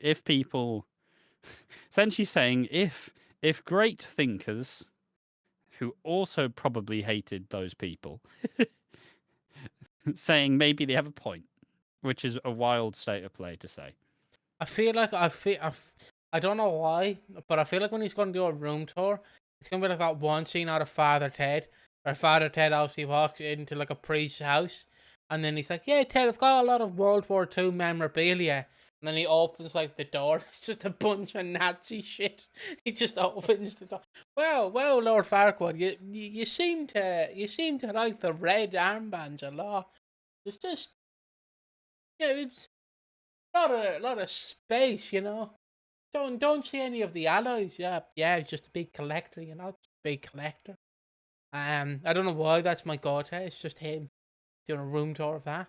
But yeah, the good riddance to him. But also very funny because I was told then he was like, I'm going to become a YouTuber, and I went, you're definitely Yeah, going it was also caked in absolute privilege because like, oh, people aren't going to want someone like me working at Tesco. I'm too famous. to. So it was just caked in like uh just selfishness. It's just ridiculous. But right, I know. Like again, this goes back to like again with I know it's not the same with Jamie Warwick because he just said an ableist slur. But mate, if you hadn't publicised what you said on Big Brother, you could have went back to Tesco, because I think if you go for a retail job now and they're gonna be like, okay, we just need to do a background check. You don't have a YouTube channel, do you? And obviously he'll go, yeah, I do. They'll be like, there seems to be a lot of mentions of old World War II here. Don't think we can really hire you for Tesco. You know what I mean? It seems like a bit out of our field. But yeah, you have good riddance to him. But also it Yeah, is. good riddance. But also, like, just the idea that he is secretly a massive, far right grifter, because he probably is. Let's be real. He's ginger. There's a lot.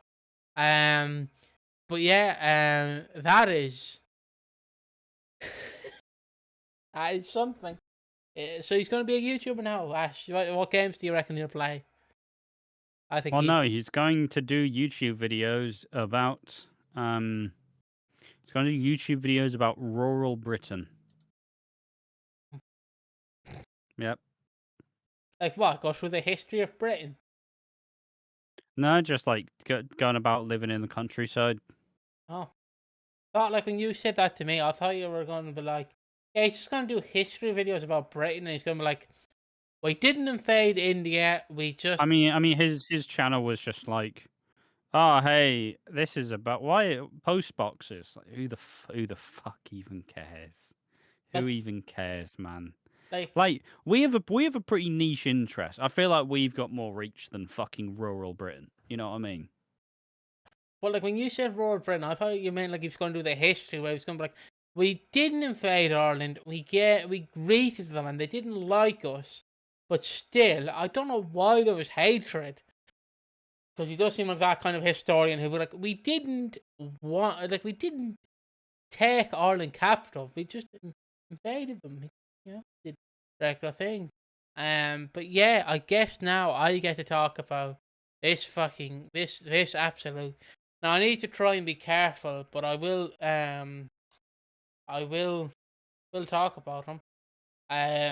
There's I showed Ash the video, and I'm gonna just Google very quickly to see can I find an image, because I did not prepare for this. Portland frog. Um, but basically I'm just gonna put on my Reddit reaction, the Reddit overlay. Ash can't see it, but I can send it to him if I want. This is the Portland. Oh Jesus, that's all cropped weirdly. Just wrong brave one. Oh,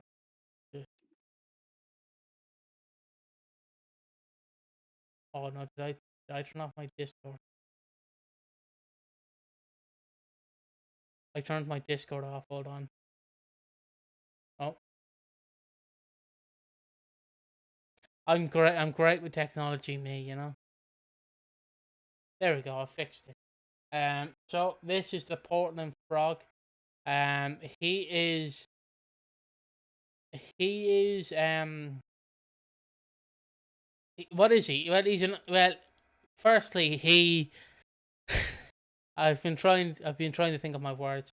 He basically is a guy in an inflatable frog costume, and if you don't know, at the moment, ice raids are happening in Chicago and Portland. I thought this happened in Chicago, but it happened in Portland. And if you don't know, ICE is a famous far right organization. Is all I can say. They basically what they are doing. These ICE officers, and this is incredibly fucked up, but I will try and say this in the most nicest way possible. They are basically going up, from what I've read and from what I've learned, basically going up to anyone who's not white, basically going up to the car and going, "Get the fuck out! You're going to be detained." Um, Horrible. And what people are doing in protest, or obviously they're protesting this because they're like, it's a bit wrong that you're gonna like throw these people away and send them to jail with no judge or anything. Just gonna send them to jail. And basically people are dressing up in costumes. And the one I seen was the Portland Frog, where he dressed up and he took rubber bullets and just started dancing afterwards. It was mental. Yeah, that's what I wanted to mention was the Portland Frog. It is good fun. It's good fun. I told Ash this, but I wanted to tell it again. And I'm sorry about the little delay there was of me setting up the Portland Frog thing, the show, but I did show a little bit of him. But I will say my favorite thing about the Portland Frog was he got maced. They sprayed mace into his into his costume, and and obviously he gets questioned later on, and they go, "Oh, did it taste bad?" And he's like, "No, I'm Mexican. I've tasted worse. I've tasted spicier." Fantastic. Um, and I think there we go. I have the photo there of the Portland frog. Um, just put him there. There we go. Him on the front lines of Portland. Um, so yeah, what would you like to fight this frog, Ash? Would you fight him? He's fighting for a good cause. Why would I fight him? Yeah, exactly. But yeah, that I just wanted to mention that. This is the image that I shared. That I shown him on the front line. It's pretty good. So yeah, that's the Portland frog. And now I guess I'll just quickly make that a timestamp. Portland frog. Shout out to the Portland frog. Hopefully, if like a T-shirt comes available, I might buy one. You know, just in support. Yeah, but Um, judging the internet, it wouldn't even be made by the guy. It'd be made by someone trying to cash in on it. yeah, probably. And now I just to move on, we're talking about the after show. Now this can be whatever we want it to be, but this is probably going to be the just very quick. I'll just leave the Portland frog Yeah, there. I'm absolutely spent. I don't know why. I can say. I mean, once again, it's another week. Another video essay's been done. Um, as of when this is recorded, as and when this comes out, the Hollyoaks 2024 time jump was it worth it video should be out. It's a solid 28-minute video. And it probably it's just pretty good. Obviously, I wrote about it on my Substack. I think the Substack's nearing it's nearing 100 views in total, which is pretty cool. Yeah, it's over 100 views. I've only had it for what 2-3 weeks. Yeah, I've gotten some cool comments, gotten some nice support from it. I do want to thank everybody who has kind of engaged with the writing, because I think I've already talked about it so much so, but I think that it's been a really fun thing to kind of get back into the minutia. It's been fun to write scripts and release them as content and then make the video about it. Because despite having a fairly big channel, I don't know if I said it this week, but despite we have a fairly big channel for what we do. We have 1.4K subs. yeah, I think we had 1,420. But yeah, we got a fairly large channel. But even when releasing new sort of stuff we've not done before, there is still that sense of hype and trepidation around it, because it's shit. Shit. Will people like this? Will people engage with it? Because it is different. And what we're fundamentally known for doing is just talking about Reddit threads. That's what we're known for doing. yeah, But it's a really cool thing. I'm very proud of I'm proud of the video essays. I'm proud that I've gotten 2 released within 2 weeks, considering what all the others took a solid. I mean, to be fair, the iceberg didn't take too long. The iceberg only took 2 weeks, but the 6 Evil EastEnders took 6 months. So I'm pretty happy that they've been coming out with some degree of consistency. But it's also, I don't know, it's just clicked at this point in time. It just makes sense. I don't know what the next video is going to be. I don't know what the next video is going to be. I haven't figured that one yet. But no, it's fun, and it feels, unless I get really, really lazy, I don't feel like they're going to be going anywhere. Because I also, I mean, first, obviously, the topic being was the time jump worth it? And then the final day of production for that fucking video is when they decided to bring a character back from the fucking dead that they killed off in the time jump. And I'm like, why the fuck have you... Do it next week. Do it next week, not now. Don't do it now. Not when I've... And so I've just had to put a fucking picture in there saying, he is alive. Do any of these deaths actually fucking matter? They fucked me. They fucked me. The last day of production of that video. But But yeah, I managed to find something that was cool. I found a plugin for YouTube that means I can just screenshot the fucking videos. And what I was doing before is I would because the YouTube player, like the HUD doesn't fuck off, like the play button and how much you watch, it doesn't leave easily. So you have to like awkwardly jury rig it to take a screenshot. So it also meant I got the video done way quicker than I have before. And that's the cool thing about actually getting these done regularly, is actually learning how to do them with any sense of like not speed, but any sense of getting it done in a reasonable amount of time. It does actually make it quite a fun thing. Because I'm looking at the longer videos, like I don't want to do that. Like hopefully for now, most of the video essays will be like 20 to 30 minutes maximum for now. And then obviously if there's a really big topic, it can go there. But yeah, it's been fun. It's definitely come together. I'm pretty happy with it. Um, I don't know what the next idea is going to be. Like the next topic I choose, and I may not have as much to write about. We'll see if I actually keep up the fucking momentum. But no, I'm proud of them, and I appreciate all of the lovely comments people have sent. I appreciate everybody engaging with it. I think it's super cool, and it's just very nice to have such a welcoming community. Yeah. I don't have much to add. What I will I mean, say, you've been getting all the Christmas stuff done. I've been getting most of the Christmas stuff done. I've got all the reactions except 2002. All that has to be done is Ash has to download them and add music. That's literally it. And just fade in, fade out. I might Yeah. redo 2024, like add in reference, like the photos we're referencing. But that's just it. Because we basically went Monday, we'll watch 2011 and 2024. So all we have left now is to play games and oh Jesus, and do the ranking and the tier list. Well, that should be done shortly, and then they'll be out at Christmas time as well. And then we'll be having a pot noodle and a wank, as Ash said Yeah, on we'll Monday. be chilling during Christmas. Yeah. Um. Honestly, Christmas is usually the time where I just stream a bunch. I don't know why. Yeah. Yeah. He all It like. just it's always about the end of the year that just gets me in the mood to stream for 3 months and then abandon it for the rest of the year. Exactly. Exactly. That's what I plan to make him do. Just yeah. So pretty much we have done all the Christmases. They're gonna be out shortly.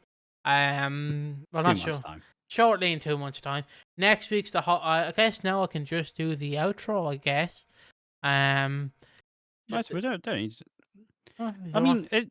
I will say the one thing that's been kind of interesting to do. I think I've managed. I've woken myself up doing this somehow. I managed to fall asleep and wake myself up. Um, One that we've been fucking grinding lately. Like, we've been. I don't know what happened, but I think both between me like doing the video essays and you working on the Christmases, we've both kind of been like, yeah, we could actually just record more content. Turns out we don't just need to do it like we don't need to do like a 2 hour slot of recordings a week. Like turns out we can actually just use more time and make more videos. Which has been pretty fun. It's been fun to kind of I don't know. It feels like we've both been a fairly good run of form. Like I feel like most of the podcasts have been all pretty high energy. We've both been happy to be alive, which is it's a rare thing to happen at the same time.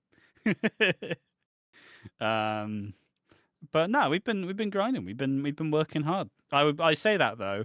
At some point soon, Football Manager beta is going to come out, and I'm going to be AWOL. So. Um. So that might delay proceedings. I'll say that much. I will say congratulations to Dan and Phil, by the way. Yeah. They came out as well. They already came out as gay, but they finally announced that they've Oh, been they on. finally said they're together. Yeah, for 16 years, Yeah. which a girl who went to school is going to be very happy, or who loved them in school is going to be very happy and Yeah. chip them. She's very happy Yeah. now. There's But also people have been shipping them for fucking years. yeah, I thought it was Dan TDM, but it's not Dan TDM. That's the wrong Dan. No. Uh, another great YouTuber, lost legend. Stampy Cat. I don't know where the fuck he is either. But yeah, Was he not a nonce? no, Stampy Cat wasn't a nonce. Don't fucking disrespect. Okay. Well, Look, look. actually, Google that for me very quickly, just to clarify. Just Google it that he was not a nonce for me, please. I'm not typing it into my Google because it'll take 5 years. But I'm pretty sure Look, Stampy it's Cat. always hard. It's always hard to tell with Minecraft YouTubers. I think he was one of the good ones. I think Stampy No, Cat I was. think he's fine. I think he's fine. It was his friend who was a nonce. Not him. Yeah, because I was like Stampy Yeah, Cat. yeah. It was someone in his videos Yeah, because who then stopped being in his videos. Stampy Cat's actually a decent human being and was actually lovely from what I remember. Um. So yeah, any more YouTubers you'd like to shout out very quickly that aren't cancelled? Not nonces. Buying a band. Woo. Guys, look, for clarification, he was not taught what laws there were, so that's why he got caught. I just like making that joke. I've us. No, Yeah. I don't know. We've been doing more stuff though. It's been a fun time to kind of. Well, it's the weird thing where we've been doing content for so long that at this point there have been the kind of like peaks and there have been like the lows where it's like, yeah, we'll show up and then we'll leave. Fuck off. Start like that. Then obviously we did all the content. We did all the wrestling stuff, and then I got fucking sick of doing wrestling stuff more than this channel, which is actually relatively successful. And then at some point, we stopped doing the wrestling stuff and focused on it, but then stopped. Probably at some point stopped having as much fun with the stuff. But we are back. But hopefully people can't tell. Hopefully people think everything is always all fine. Yeah. I say that as if there's any major problems. Like we're pretty amiable. Pretty like it's mostly just do I get an ego 1 month and decide all shit needs to change? Probably. Yeah. I pretty much enjoyed this podcast. I'm now gonna do the outro if you do not mind. Yep. What time is it? 2:02. Oh, hey. That has been the podcast. We've talked about a lot. We've talked about Harry is locked up. Lexi gets told the news. Joel gets arrested. The awards, strictly speaking, Big Brother, the Portland Frog, the after show, and now the outro. That was all the topics I wanted to run through again. And Dan and Phil announced they are in a relationship. If you want more content like this, you can check out our channel. If you want some unhinged shit, or not unhinged, that sounds wrong. If you want some It shit, is unhinged. if you want some unhinged shit, you check out One More Match with Ash and me. I'd argue a bit more unfiltered. Unfiltered, yes, he's unfiltered. He's not like doing a full Joel on that channel. He's just a bit more unfiltered. Well, it's a little bit more edge. I Yeah. can't lie. It's a little bit edgier. It's Well, it's a thing we're doing YouTube where we do an EastEnders channel, but we are still inherently we're not that edgy. Like I like that. I keep my shit reined in. No one's gonna catch me slipping. But also knowing the audience, I'm not exactly gonna be like, "Wait, look at fucking." It's a different audience, which means a different level of jokes.